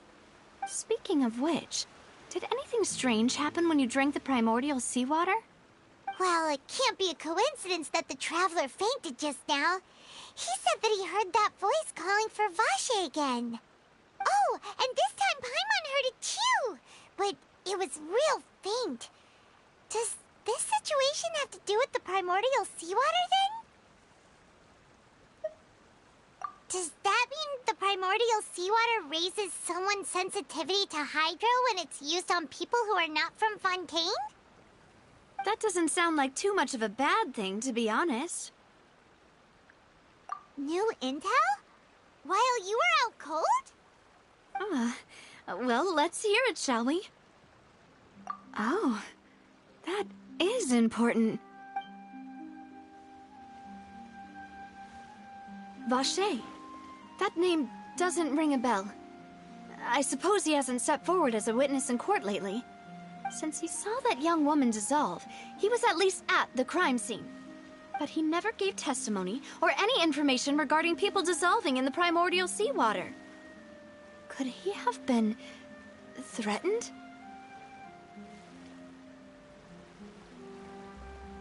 Yes, thank you. This is very important information indeed. We will continue to investigate. Oh, you mean you'll help us investigate? Well, you did say that our farewell meal didn't really count. That means we're still partners, right? And besides, we're in this now whether we like it or not. You're not gonna let those people who targeted us get off the hook so easily, are... Demoiselle, do try not to look quite so pleased. You are the face of Spina di Rosula, after all. You talk too much. Well, in that case, let's head back to one of our bases, shall we? I'll arrange accommodations for you. We also have some plans to go over, and hopefully we can deepen our bonds as partners. Don't worry, you two.